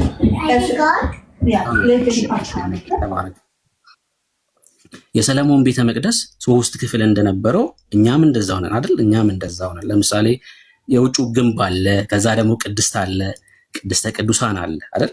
3 ክፍሎች አሉት። ቅድስቱ ውስጥ ህብስቱ ይቀመጣል። ቅድስተ ቅዱሳን ውስጥ ደግሞ ስትገቡ ታቦቱ አለ፣ ሊቀ ካህኑ የሚገባበት በዓመት አንዴ ማለት ነው። ከዛ ደግሞ የውጭው ግንብ ደግሞ አለ አይደል? 3 ፓርት አለው። አንድ በር ያለው የውጩ ግንብ አለ። ከዛ ቅድስት አለ። ውስጥ ስትገቡ ከዛ ቅድስተ ቅዱሳን አለ። ይሄ ቤተ መቅደስ ይባላል። ቅድስተ ቅዱሳን ውስጥ ታቦት አለ ብያችኋለሁ። የእግዚአብሔር ክብር የሚገለጥበት ስፍራ ማለት ነው አይደል? እግዚአብሔር ክብሩን የሚገልጥበት ቦታ ነው። ይሄ ቤተ መቅደስ ይባላል። ወደ ዘሩባቤል ቤተ መቅደስን ብትመጡ ተመሳሳይ ነው። የሰውም ልጅ ማለት እንደዛ ነው። እኛ የእግዚአብሔር ቤተ መቅደስ ነን አይደል? ሰው ማለት ስጋ፣ ነፍስ፣ መንፈስ ነው። ሰው መንፈስ አይደለም። ሰው ነፍስ ብቻ አይደለም። ሰው ስጋ ብቻ አይደለም። ሰው ስጋ፣ መንፈስ፣ ነፍስ ነው። ኦኬ ጌታ ክርስቶስ ኢየሱስ ይህን ሰው ምን ብሎ ጠርቶታል? በኢየሱስ የማያምነውን ሙት ብሎ ጠርቶታል። ይንቀሳቀሳል ሰውየው እኮ አይደል? በስጋ ይንቀሳቀሳል። ሙት ብሎታል። ምኑ ነው ሙት የሆነው? ሙት የሆነው ምኑ ነው? ምኑ ነው ሙት የሆነው? አንድ ነገር ላሳያችሁ ስለፈለኩኝ ነው። እሺ ሰዎች ምን አይነት ቦታ ላይ እንዳሉ ላሳያችሁ ስለፈለኩኝ ነው። መንፈሱ አይደል ሙት የሆነው? እሺ ናይስ። ከዛ ወንጌል ተነገረን፣ ወንጌል ሰማን። ወንጌል ሰማንና በክርስቶስ ኢየሱስ አመንን። ከዛ ይሄ ሙት የነበረው ሰውዬ ይቀሰቀሳል ማለት ነው። ሙት እያለ ግንኙነታችን የነበረው ወደ እነ ጣጡስ፣ ወደ እነ ማርያም፣ ወደ ጊዮርጊስ ነው። ለምን? ወደ ላይ ኮኔክሽን ስለተቋረጠ ማለት ነው። ሙት ነው ኦልሬዲ ከፍጡራን ጋር ነው ኮኔክሽንክ። ልክ እንደ አዳም በቅጠሎች መካከል የተሸሸገው አዳም የእግዚአብሔርን ድምፅ ሲሰማ ፈርቶ ነው አይደል? በእግዚአብሔር ፊት መቆም አይችልም። በቅጠሎች መካከል ተሸሸገ። እነዚህ ሙታንም በነ ጊዮርጊስ ስር በነ ማርያም ስር ነው የሚሸሸጉት፣ ከእግዚአብሔር ድምፅ ከእግዚአብሔር ቁጣ ለመሸሽ ማለት ነው፣ መቆም ስለማይችሉ። የሙታን ባህሪ ነው። ይሄ የፍርሃት የባርነት መንፈስ የሚለው ጳውሎስ። ልክ ወደ ክርስቶስ ኢየሱስ ስንመጣ ጌታን ስንቀበልስ ሙት የነበረው መንፈሳችን ይቀሰቀስና ከእግዚአብሔር ጋር ኮኔክት ማድረግ እንጀምራለን። ቅዱሱ መንፈስ ለመንፈሳችን ይመሰክራል ማለት ነው። ከዛች ሰዓት ጀምሮ የእግዚአብሔር ቤተ መቅደስ ነን እኛ አይደል? ከዛ ሰዓት ጀምሮ ምንድነን? የእግዚአብሔር ቤተ መቅደስ ነን። በእግዚአብሔር ፊት ነውር አልባ ነን፣ ጸደቅን ማለት ነው። ሰው ጸደቀ ሲባል ስለ አትክልት ያስባል። መጽደቅ ግን እንደዛ አይደለም። ጸድቅ ያለው እየጸደቅኩ ነው፣ እጸድቃለሁ፣ እንደዛ አይነት ትምህርት የለም። ጽድቅ ማለት በእግዚአብሔር ፊት ነውር አልባ መሆን ነው። በቃ በእግዚአብሔር ፊት ትክክል መሆን ማለት ነው። እሺ ልክ በኢየሱስ ስናምን በእግዚአብሔር ፊት ነውር አልባ ሆነናል፣ በክርስቶስ ኢየሱስ ማለት ነው። ይሄ በክርስቶስ ኢየሱስ አምኖ መንፈሱ የተቀሰቀሰው ሰውዬ ግን በዓለም የነበረ ብዙ ልምምድ የነበረው ብዙ ህይወቶች አሉት። ይሄ ሰብኮንሽስ ማይንዱ በብዙ ነገር የተሰራ ነው አይደል? ከነኮተቱ ነው የመጣው። ከነኮተቱ በቃ ፕሮግራም የሆነ ሰው ነው። የህይወት ልምምድ ያለው ብዙ የህይወት ልምምድ ያለው። ከዛስ መታደስ መቻል አለበት ይሄ ሰውዬ። አንዳንዱ በፍጥነት ይታደሳል አይደል? ሮሜ መጽሐፍ ምዕራፍ 12 ላይ እንደሚለው ምዕራፍ 12 ቁጥር 2 ላይ የእግዚአብሔር በጎ የሆነውን ፍቃዱን ለማወቅ እንድንችል በአእምሮ መታደስ መቻል እንዳለብን ይናገራል ጳውሎስ አይደል? ይሄ ወደ እግዚአብሔር መንግስት የመጣው ሰው አንዳንዱ በፍጥነት ከዓለም ካሉት ጓደኞቹ ይነጠልና የእግዚአብሔርን ቃል በማጥናት በማንበብ ይሄ በዓለም የነበረውን ፕሮግራም የተደረገውን አእምሮ በእግዚአብሔር ቃል ያድሳል። ከዛስ አእምሮ ሲታደስ የቅድስና ህይወት ይጀምራል ማለት ነው። ጸድቋል እኮ በእግዚአብሔር ፊት። አእምሮ ሲታደስ አእምሮ በእግዚአብሔር ቃል ሲሞላ ኃጢአት ፕሮግራም ነበረ፣ ዝሙት ፕሮግራም ነበር፣ አእምሮ ላይ ዓለማዊ ምኞት ፕሮግራም ነበር። ወደ ክርስትና ከመጣ በኋላ ልክ የእግዚአብሔር ቃል ሲያነብ ውሎ ሲቀይር ከቅዱሳን ጋር ሲውል ይሄ ሰብኮንሽስ ማይንዱ ይታደሳል። ነፍስ የሚባለው ክፍል ማለት እሱ ነው፣ ወይ ደግሞ ቅድስት የሚባለው ክፍል ማለት ነው። ዘን አእምሮ ሲታደስ በስጋ ኃጢአት ማድረግ ያቆማል ማለት ነው። ዝሙት ማድረግ ያቆማል፣ መሳደብ ያቆማል። ለምን? አእምሮ ታድሶ በእግዚአብሔር ቃል ቁጥጥር ስለሚሆን ይባርካል ማለት ነው። የእግዚአብሔር ቃል የተሞላ ሰው ስድብን አያወጣ። ለምን? የተሞላ የእግዚአብሔርን ቃል ስለሆነ። በዓለም እያለንስ የጨለማው መንግስት ውስጥ ስለነበርን የተሞላ ነው። የዛ የጨለማው መንግስት ሐሳብ ነበር የተሞላ ነው። ከዛ ይሄ አእምሮአችን ሲታደስ በስጋ ኃጢአት ማድረግ እናቆማለን። በስጋችን ጌታን ማክበር እንጀምራለን። አሁን ምን ልላችሁ ነው? ሁሉም ሰው በተመሳሳይ ደረጃ ላይ አይደለም። አንዳንዱ ሰው በፍጥነት በእግዚአብሔር ቃል ራሱን ያድሳል። አንዳንዱ ሰው ደግሞ ገና እየታገለ ያለ ምናምን አለ እና ሁላችንም እኩል የመረዳት ደረጃ ላይ ስለማንሆን ኮሜንት ላይ ያሉትን ነገሮች በቃ ቶለሬት ማለፍ አንዳንዶቹ ያስፈልጋል። እሱን ለማለት ነው። ጌታ ኢየሱስ ዘመናችሁን ይባርክ። ተባርካችኋል። በሰማይ በመንፈሳዊ በረከት ተባርካችኋል።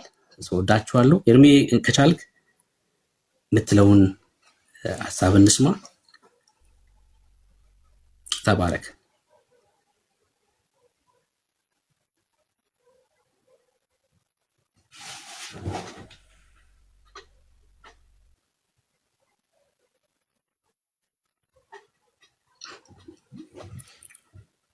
አሜን አሜን። ተባረኩ። አሜን። ብሩኬ ያልተመቸው መሰለኝ፣ እሱ ከልጆቹ ጋር ነው። አንድ ጥያቄ አለኝ ከመለስክልኝ። እሺ እሰማለሁኝ ብሩኬ? አዎ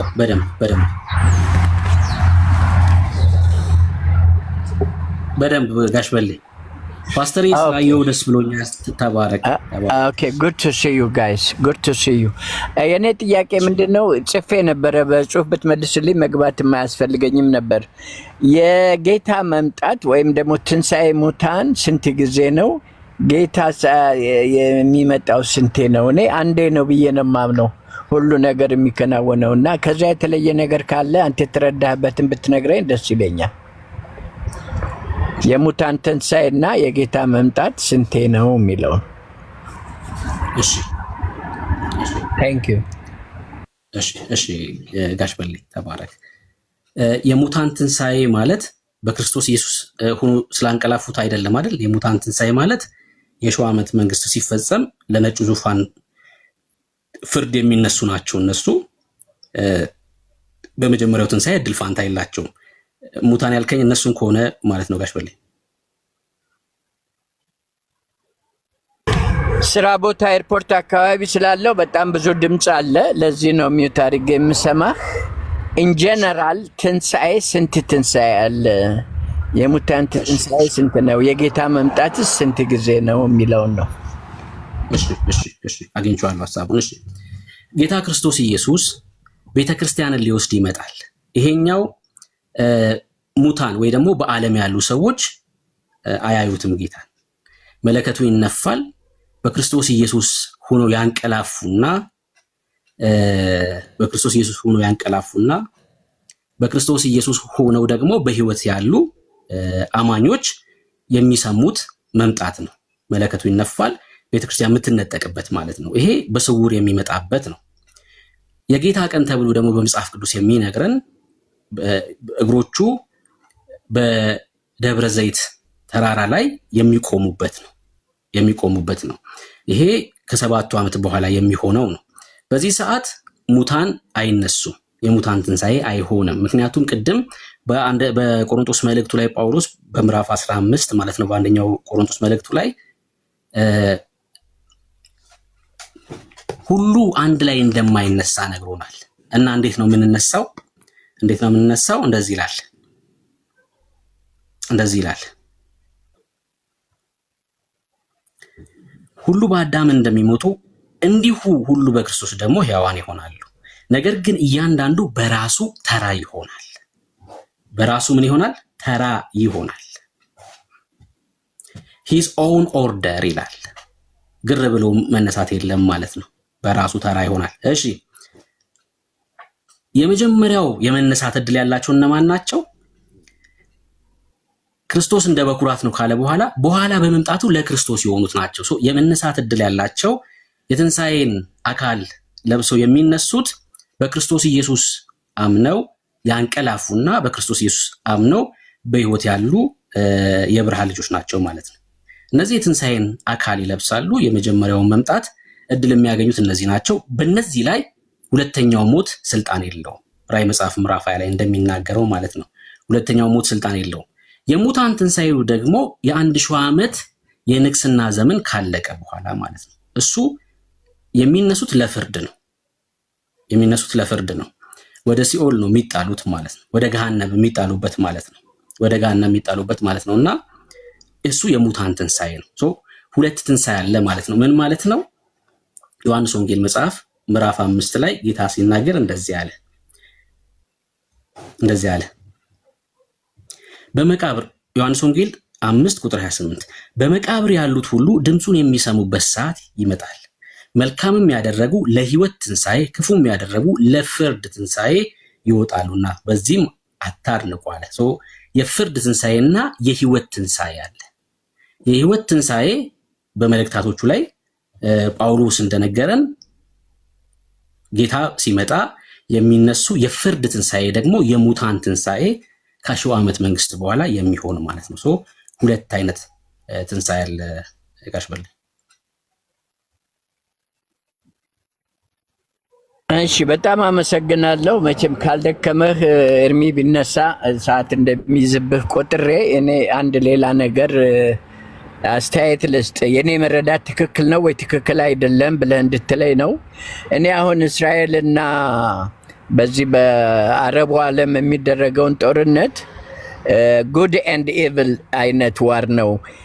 ሰማይ ላይ የጀመረው ሰይጣን እኔ እግዚአብሔር ነኝ ብሎ ራሱን ከእግዚአብሔር ጋር ያወዳደረው በሃማ በኩልም በሂትለር በኩልም በምንም የእግዚአብሔርን እቅድና የእግዚአብሔርን ሕዝብ ለማጥፋት የሚሰራው ስራ ነው። ንጹህ ስለሆኑ አይደለም።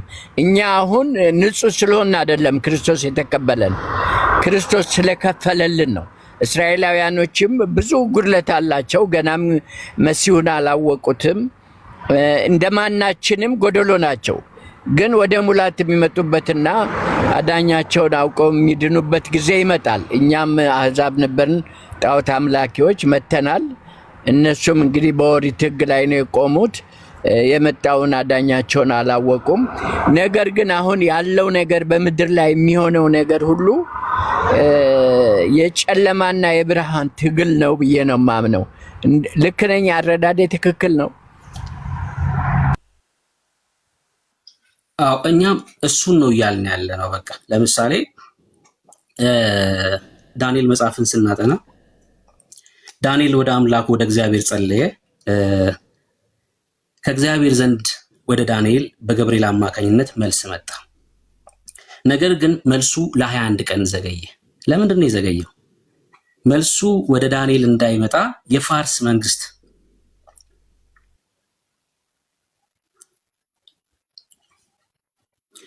የፋርስ መንግስት አለቃ ስለተዋጋው ነው። የፋርስ መንግስት አለቃ 21 ቀን አዘገየው። ከ21 ቀን በኋላ ሚካኤል መጣ፣ ገብርኤልን ሊያግዘው ማለት ነው በጦርነቱ ስፍራ ላይ።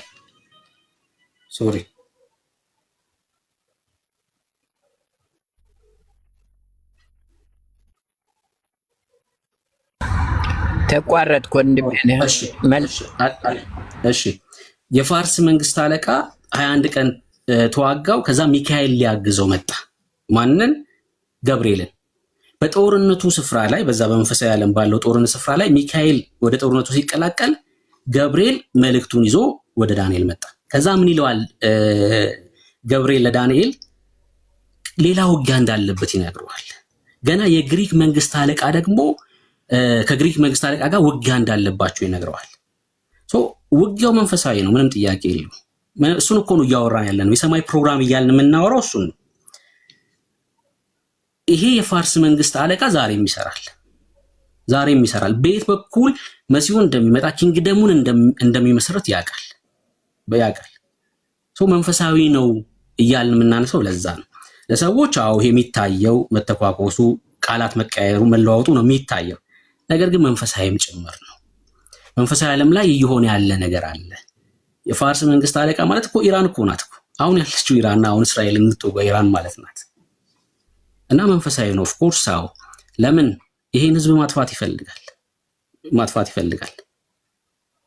ኢየሱስ ክርስቶስ እዚህ ህዝብ ላይ መጥቶ እንደሚነግስ ስለሚያውቅ ማለት ነው። እና በትክክል አዎ መንፈሳዊ ነው።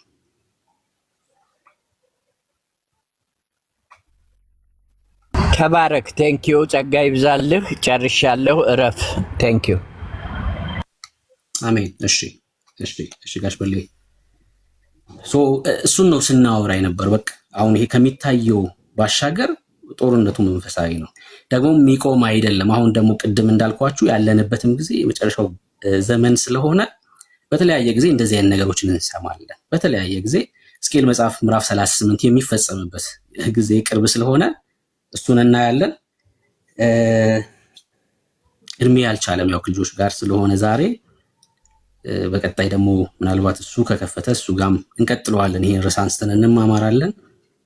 ብዙ ሰዎች መማር ያለባቸው ትምህርት ነው ብዬ አምናለሁ። እኔ በራሴ የመጨረሻውን ዘመን መረዳት የመጽሐፍ ቅዱስ ጥቅሶችን በደንብ እንድናይ ስለሚረዳን ማለት ነው። እሺ፣ ስለሚረዳን ይሄ የመጨረሻውን ዘመን ማጥናት ጥሩ ነው። አሁን ይሄ ሰዎች ላይስማሙበት ይችላሉ። ለምን? የተለየም ቴዎሎጂ ስላለ ኮቨናንት የሚባል ቴዎሎጂ አለ። ይሄኛው ደግሞ ሌላ አይነት ቴዎሎጂ ነው። ኮቨናንት ቴዎሎጂን የሚከተሉ ሰዎች ቅድም እንዳልኳችሁ ሞር አዲስ ኪዳን ላይ ፎከስ አድርገው ፍቺ የሚሰሩ ሰዎች ናቸው። የብሉይ ኪዳን መጽሐፍትን ደግሞ በደንብ ደግሞ ያነበበ ሰው ይሄኛውን ቴዎሎጂ ይከተላል። በቃ ሁሉንም እናንተ ምን ታደርጋላችሁ? ልክ እንደ ቤሪያ ሰዎች መመርመር ነው። እሺ፣ መመርመር ነው። ያላችሁን እውቀት አይደለም ይዛችሁ ወደ መጽሐፍ ቅዱስ ያለባችሁ። መጽሐፍ ቅዱሱ ምን ይላል የሚለውን ልትፈቅዱለት እሱን አድርጉ። እሺ ጋሽ ብሌ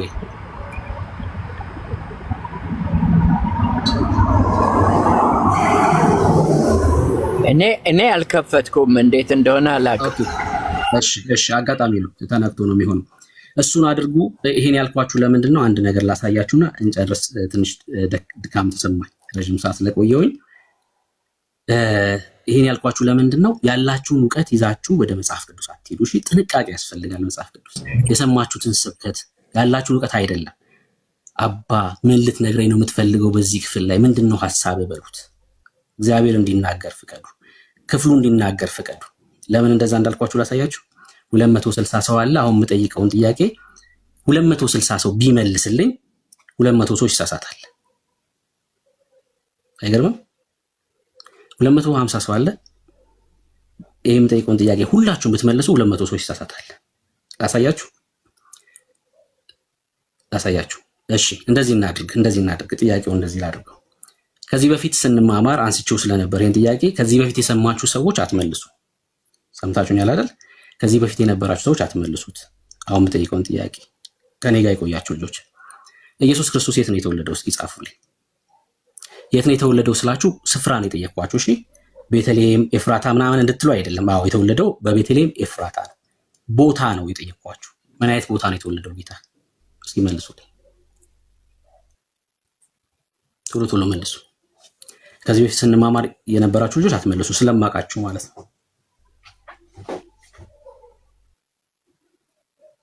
በግርግም በበጎች ማደሪያ። እሺ፣ በግርግም በከብቶች በረት። እሺ፣ ወርቄ አሁን አንቺን አውቅሻለሁ ረዥም ጊዜ ማለት ነው። የነበራችሁ ሰዎች አትጻፉ ብያለሁ። በቃ አትጻፉ ካልኩ በቃ አትጻፉ። የት ነው የተናቀቡት? በበጎች ማደሪያ በበረት። እሺ፣ በቂ ነው። ለምሳሌ እንግዳ ማረፊያ ተጽፏል እንዴ? ኦኬ፣ በበረት። እሺ፣ የመለሳችሁ ሰዎች በእንግዶች ማደሪያ ያላችሁ ሰዎች አብዛኞቹ በበረት ነው ያላችሁት። ጥቅስ ስጡኝ እስኪ። እንደዛ ተብሎ የተጻፈበትን ጥቅስ ስጡኝ። ለምን ይሄን እንዳልኳችሁ ትረዱኛላችሁ። ከዚህ መልሴ በኋላ ለምን ይሄን እንዳልኩኝ ትረዳላችሁ። እስኪ ጥቅስ ስጡኝ። እንደዛ ተብሎ የተጻፈበትን ጥቅስ ስጡኝ።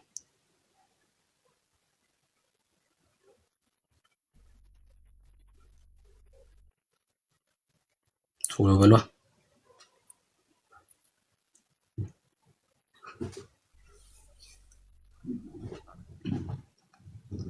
ጥቅስ የለም። እንጅሩ እኮ በእንግዳ ማረፊያ ጥቅስ እኮ ስጡኝ። አላውቅም። እሺ፣ በእንግዳ ማረፊያ ያላችሁም ሰዎች በግርግም ያላችሁ ሰዎችም ጥቅስ ስጡኝ። እሺ፣ በእንግዳ ማረፊያም ያላችሁም በግርግም ያላችሁም ሰዎች ስህተት ናችሁ፣ ተሳስታችኋል። እሺ ተሳስታችኋል። አይገርምም? ተሳስታችኋል። ረጅም ጊዜ ረጅም ዓመት እንደዚህ ነው ስንሰበክ የነበር ነው። ለዛ ነው እሺ ጥንቃቄ አድርጎ ምላችሁ። እሺ መጽሐፍ ቅዱስ ላይ ያልተጻፈ የሌለ ሐሳብ ብዙ ጊዜ እንሰበካለን። ያን ጆሮአችን የለመደውን ነገር ይዘን ሂደን ወደ መጽሐፍ ቅዱስ ስናነብ የለመደውን ነገር ነው እዛ ቃል ላይ የምንለው እንጂ ቃሉ የሚለውን አይደለም። ለዛ ነው ጥንቃቄ አድርጉ ምላችሁ። እሺ ስታጠኑ የእግዚአብሔርን ሐሳብ ተዉት፣ በቃ የሰማችሁትን ተዉትና ክፍሉን በደንብ ለመረዳት ሞክሩ። እሺ ላሳያችሁ። ኦኬ ሉቃስ ወንጌል መጽሐፍ ምዕራፍ 2 እሺ በዚያ ወራት ዓለም ሁሉ እንዲጻፍ ከአውግስጦስ ቄሳር ትእዛዝ ወጣ። ቆጠራ የተደረገበት የመጀመሪያው ቆጠራ የሆነበት ማለት ነው። የመጀመሪያው ቆጠራ የሆነበት ትእዛዝ ወጣ ከአውግስጦስ ቄሳር። ከዛስ በዛ ሰዓት ደግሞ ቄሬኔዎስ የሶሪያ አገር ገዢ ነበር። በዛ ሰዓት ይህ የመጀመሪያው ጽሕፈት ሆኖ ይላል። ሁሉም እያንዳንዱ ይጻፍ ዘንድ ወደ ከተማው ሄደ። አሁን በደንብ እንድታስተውሉ የምፈልገው በዚህ ሰዓት አሁን ኢትዮጵያ ውስጥ ቆጠራ አዋጅ ቢነገር እና ሁላችሁም ሉቃስ ወንጌል መጽሐፍ ምዕራፍ 2 ነው፣ ሁላችሁም ወደ ትውልድ ሀገራችሁ ሂዱና ነው ቆጠራው የሚካሄደው ቢባል አዲስ አበባ የሚኖር ወሎ የተወለደ ሰውዬ ወደ ወሎ ይሄዳል ማለት ነው አይደል? የተወለደው እዛ ስለሆነ። ወሎ የሚኖር ደግሞ ጅማ ከተማ የተወለደ ወደ ጅማ ይሄዳል ማለት ነው። እያንዳንዱ ወደ ተወለደበት ወደ ራሱ ወገን ይሄዳል ማለት ነው። ሰምታችሁኛል አይደል? ወደ ወገን ለምሳሌ እኔ አዲስ አበባ ኮንኩ ያለሁት መኖሪያዬ አድራሻዬ አዲስ አበባ ነው። የትውልድ ስፍራዬ ደግሞ ለምሳሌ መቀሌ ቢሆን ተነስቼ ወደ መቀሌ መሄድ መቻል አለብኝ ማለት ነው። ሁሉም ወደ የአካባቢው ለቆጠራው መሄድ አለበት። እሺ ዮሴፍ ደግሞ ከዳዊት ቤትና ወገን ስለነበር ከገሊላ ናዝሬት ከሰሜኑ ክፍል ተነስቶ ቤተልሔም ወደምትባል ወደ ዳዊት ከተማ ወደ ይሁዳ ወደ ደቡቡ ክፍል ማለት ነው ጸንሳ ከነበረች ከእጮኛው ከማርያም ጋር ይጻፍ ዘንድ ወጣ። ከሰሜኑ ክፍል ወደ ደቡቡ ክፍል መጣ ማለት ነው፣ ወደ ይሁዳ። ኦኬ መኖሪያቸው የት ነው? ገሊላ ናዝሬት ነው ቤታቸው ያለው። እዚህ ሲመጡ ምንድን ነው በቃ የላቸውም ቤት ማለት ነው፣ እንግዶች ናቸው። ሁሉም ወደ የአካባቢው ሲወድ ትርምስ ይሆናል ማለት ነው አይደል? ተማሪ አስመርቆ ምናምን የሚያክሰው ያውቃል ይሄን ነገር። ማደሪያ ይጠፋል፣ ሆቴል ይጠፋል ምናምን። እዛ ከተማ ላይ ሰው ይበዛል ማለት ነው። ከዛስ በዚያም ሳሉ የመውለጃዋ ወራት ደረሰ። የት? ለቆጠራ በሄደችበት ወደ ቤተልሔም ማለት ነው። ከዛስ የበኩር ልጇን ወለደች ይላል። የት? በግርግም አይልም፣ ወለደች። ከዛስ የበኩር ልጇን ወለደች ካለ በኋላ በመጠቅለያ ጠቀለለችው፣ በእንግዶች ማደሪያ ስፍራ ስላልነበራቸው። ምን ስላልነበረ? በእንግዶች ማደሪያ ስፍራ የለም። ለምን? ሁሉም ሰው እንዳልኳችሁ ከሆነ ከተማ ወደ ሆነ ከተማ ስለሚንቀሳቀስ ከተማው ላይ ጫና ይኖራል ማለት ነው። ስፍራ የለም በእንግዶች ማደሪያ። በግርግም አስተኛችው ይላል። በእንግዶች ማደሪያ ላይ ስፍራ ስላልነበር በግርግም አስተኛችው። የበኩር ልጇን ወለደችና በመጠቅለያ ከጠቀለለችው በኋላ በእንግዶች ማደሪያ ስፍራ ስላልነበር ቁጥር 7 ላይ በግርግም አስተኛችው። ልዩነቱን ገባችሁ? ተረዳችሁት አይደል? እንደዚህ አይነት ቃላቶችን እንደዚህ አይነት ሐሳብ አሁን ይሄ ትልቅ ነገር ምናምን ሆኖ አይደለም። በምን አይነት ሁኔታ መጽሐፍ ቅዱስን ማጥናት እንዳለባችሁ ላሳያችሁ ስለፈለኩኝ ነው። በግርግም እንደወለደችው ሳይሆን በግርግም እንዳስተኛችሁ ነው የሚነግረን ቃሉ ማለት ነው። ገብቷችኋል? በእንግዶች ማደሪያ ስፍራ ስላልነበር ጠቀለለችውና በግርግም አስተኛችሁ። የት ወለደችው? የት እንደወለደችው አይናገርም ቃሉ። የወለደችበትን ስፍራ ሳይሆን በእንግዶች ማደሪያ ስፍራ ስላልነበር ያስተኛችበትን ስፍራ ነው የሚነግረን። ኦኬ ጆሮአችን የሚሰማውን ነገር አይደለም ይዘን ማንበብ ያለብን። እሺ እንደዚህ ልክ ቃሉን በደንብ በትኩረት ስናጠና የእግዚአብሔርንም ሐሳብ ፕሮግራም በደንብ እየተረዳን እንሄዳለን። እሱን ላሳያችሁ ፈልጌ ነው። ተባረኩ። እጅግ በጣም ወዳችኋለሁ። ዴስቲኒ ሐሳብህን አንሳ። ብሩኬ እግዚአብሔር አብስቶ ይባርክ፣ ጸጋ ያብዛልህ። በጣም እግዚአብሔር በረከት አድርጎ ስለሰጠንም እግዚአብሔር እናመሰግናለን። አሁን አንተ ሁሉ ነገር በሳህን ላይ አቅርበ እንድንብላ በቀላሉ ያቀረብከው ነገር ነው። ነገር ግን አስበሃል ብሉይ ኪዳን መጽሐፍን፣ ዳንኤል ሙሉን፣ ማቴዎስን፣ ራእይ ሙሉ መጽሐፍ የያዘ ሐሳብ ነውና አሁን እዚህ ቀለል ብሎ ስለቀረበ ቀላል አይደለም እና እግዚአብሔር ጸጋ ያብዛልህ። በጣም ተባረክ። ደግሞ የተለያየ አመለካከቶች የተለያየ ኢንተርፕሪቴሽኖችን ብዙ የያዘ ሐሳብን በእንደዚህ መልኩ ያቀረብክልን በጣም እግዚአብሔርን በጣም ነው የምናመሰግነው። ተባረክ።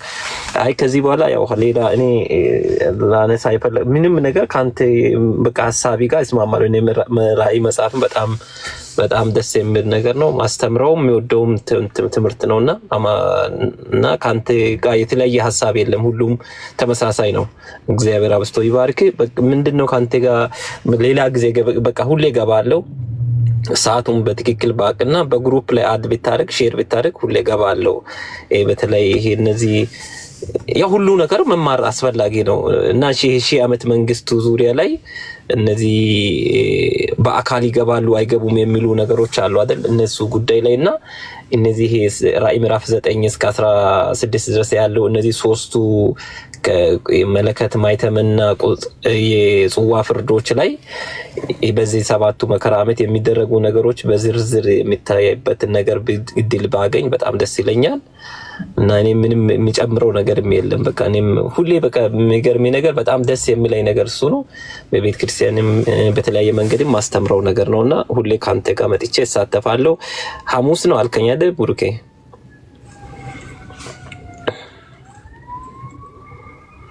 በመደበኛነት ሐሙስ ነው የምንማማረው።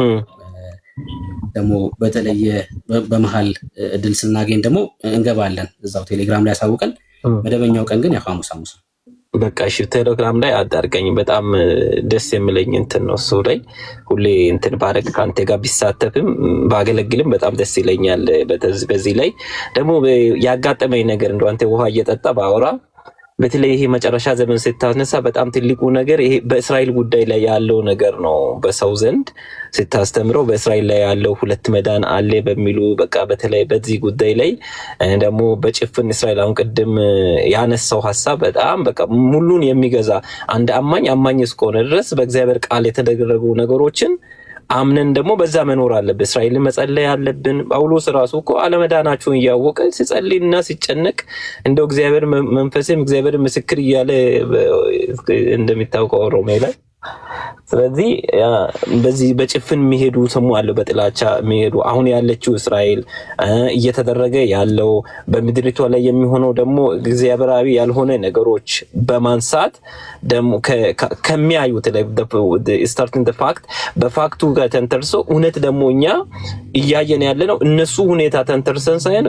ቅድም አንተ ባረክሰው በቃል ኪዳኑ መሰረት ነውና በዚህ ትምህርት ላይ ስትመጣ በጣም ትልቅ ቻሌንጅ ያለው በእስራኤል በኩል ያለው ነገርና ሌላው ደግሞ ይሄ ያጋጠመኝ ቻሌንጅ ነው ማወራለና ብሩኬ ራእይ ላይ ይሄ ኢንተርፕሪቴሽኑ እንትን ስታየው በቃ በተለያየ መንገድ ሄዶ አሁን ቅድም የሰማው አላ ይሄ ልጁ ያመጣው ለምሳሌ አመለካከቶቹ ላይ ንጥቀት ላይ ድሮ ታውቃለህ 3 አይነት ነበር አሁን ወደ 5 ደርሷል በተለያየ ነገሮች ላይና ሐሳቡ ለምሳሌ መከራ በፊት ንጥቀት መሃል ላይና ሞር የታወቁት ከመከራው በኋላ የሚሉ ንጥቀቶች ናቸው። አሁን ደግሞ ምንድነው ፓርሻል ራፕቸር ቅድም ልጁ ያነሳው ሐሳብ ካየ የተዘጋጁት ሲነጠቁ የሚሄዱበት አለ። ሌላው ደግሞ ፕሪራዝ ራፕቸር የሚሉት ለምሳሌ ልክ ይሄ የአውሬ ቁጣ መጨረሻ ላይ አውሬ በቁጣ በኃይል ይነሳል የሚሉ ነገር በመሃልም አይደለም የመጨረሻው የአውሬ ቁጣ መከራው ታልፍና አውሬ ቁጣ የሚሉ ነገሮች በዛ ሐሳብ ላይ በቃ ሲታስተምረው ክርክሩ በልምናምን አሁንቴ ጋር በቃ አንተ ልክ በትምህርት መልኩ የምታስቀምጣቸው ነገሮች በጣም ደስ ይለኛል። ከዚህ በኋላ አንተ ጋር መጣለው በቃ ጌታ ይባርክ። በጣም ቀላል ነገር አይደለም። እውነት እግዚአብሔር እውነት ጌታ ይባርክ በሉ ጌታን። ይሄ ቀላል ነገር ይሄ ማለት ስለ ጥምቀት የምናስተምር ውስን ጥቅስ ነው ወገኖች። ይሄ ጥምቀት ስለ ጥምቀት ስለ አንድ ርዕስ ከዛ ስለ እምነት ብትረሱ 1 3 4 ጥቅስ ነው ሰብስበን አንድ የትምህርት የምናደርገው። መጨረሻ ዘመን ስናስበው ሙሉ መጽሐፍ ነው። እና በጣም ቀላል ነገር አይደለም። አቅርበ ያበላሃን ጌታ አብዝቶ ይባርክ፣ ጸጋ ያብዛል፣ ይቡርክ፣ ተባረክ። በጣም ወዳለሁ፣ አከብራለሁ። አሜን። ተባረክ ዴስቲኒ፣ ጌታ ይባርክ። ክርስቲያኖች ሁላችሁም ተባረኩ። ኤርሜ ዛሬ አልቻለም፣ ቢችል ያው በብዙ ደግሞ እሱ የሚያገለግል ነበረ። ምናልባት በኋላ ላይ ከከፈተ ደግሞ እሱ ጋር እንሆንና በሚነሳው ርዕስ እናገለግላለን። ኤርሜ ተባረክ። እየሰማኝ ከሆነ ሰላም ሁኑ ክርስቲያኖች፣ ጌታ ይባርካችሁ። አንብቡ እሺ። ከእግዚአብሔር ቃል ጋር ጊዜ እናሳልፍ፣ ከእግዚአብሔር ጋር ጊዜ እናሳልፍ። ማንበብ ብቻ ደግሞ ሳይሆን ማሰላሰልም ደግሞ በጣም ዋና ነው። እሺ በክርስትና ለማደግ ማንበብ ብቻ አይደለም፣ ማሰላሰል። ኢያሱን እግዚአብሔር እንደዚህ ነው የሚለው፣ ከሙሴ ጋር እንደነበርኩ እንዲሁም ደግሞ ከአንተ ጋር ሆናለሁ። ከዛስ ማንም አይቋቋምህም። ከዛስ ማንም አይቋቋምህም ይልህና በዚህ መጽሐፍ የተጻፉትን በሕጉ መጽሐፍ የተጻፉትን ማለት ነው። ያው ኢያሱ ሲመጣ ሙሴ የጻፋቸው 5ቱ መጽሐፍት ነው ያሉት። በዚህ በሕግ መጽሐፍ የተጻፈውን ትጠብቅና ታደርግ ዘንድ ትጋ ይለዋል። ከዛስ እንድትጠብቅና እንድታደርግ ቃሉ ከአፋ ይለይ ይለዋል። ከዛስ በቀንና በሌሊት አሰላስለው ይለዋል። የእግዚአብሔርን ቃል ማንበብ፣ ከዛ ስለ እግዚአብሔር ደግሞ ማሰላሰል በጣም ህይወታችንን ነው የሚቀይረው። እሺ በእግዚአብሔር ፕሮግራም ውስጥ ነው የምንሆነው ማለት ነው። የእግዚአብሔር መንፈስ ይቆጣጠረናል ማለት ነውና ድል የምናደርግበት ትልቅ መሳሪያ ነው የእግዚአብሔርን ቃል ማንበብ፣ ከዛስ የእግዚአብሔርን ቃል ማሰላሰል። ይሄን እናድርግ። ወዳችኋለሁ። ሰላም ሁኑልኝ።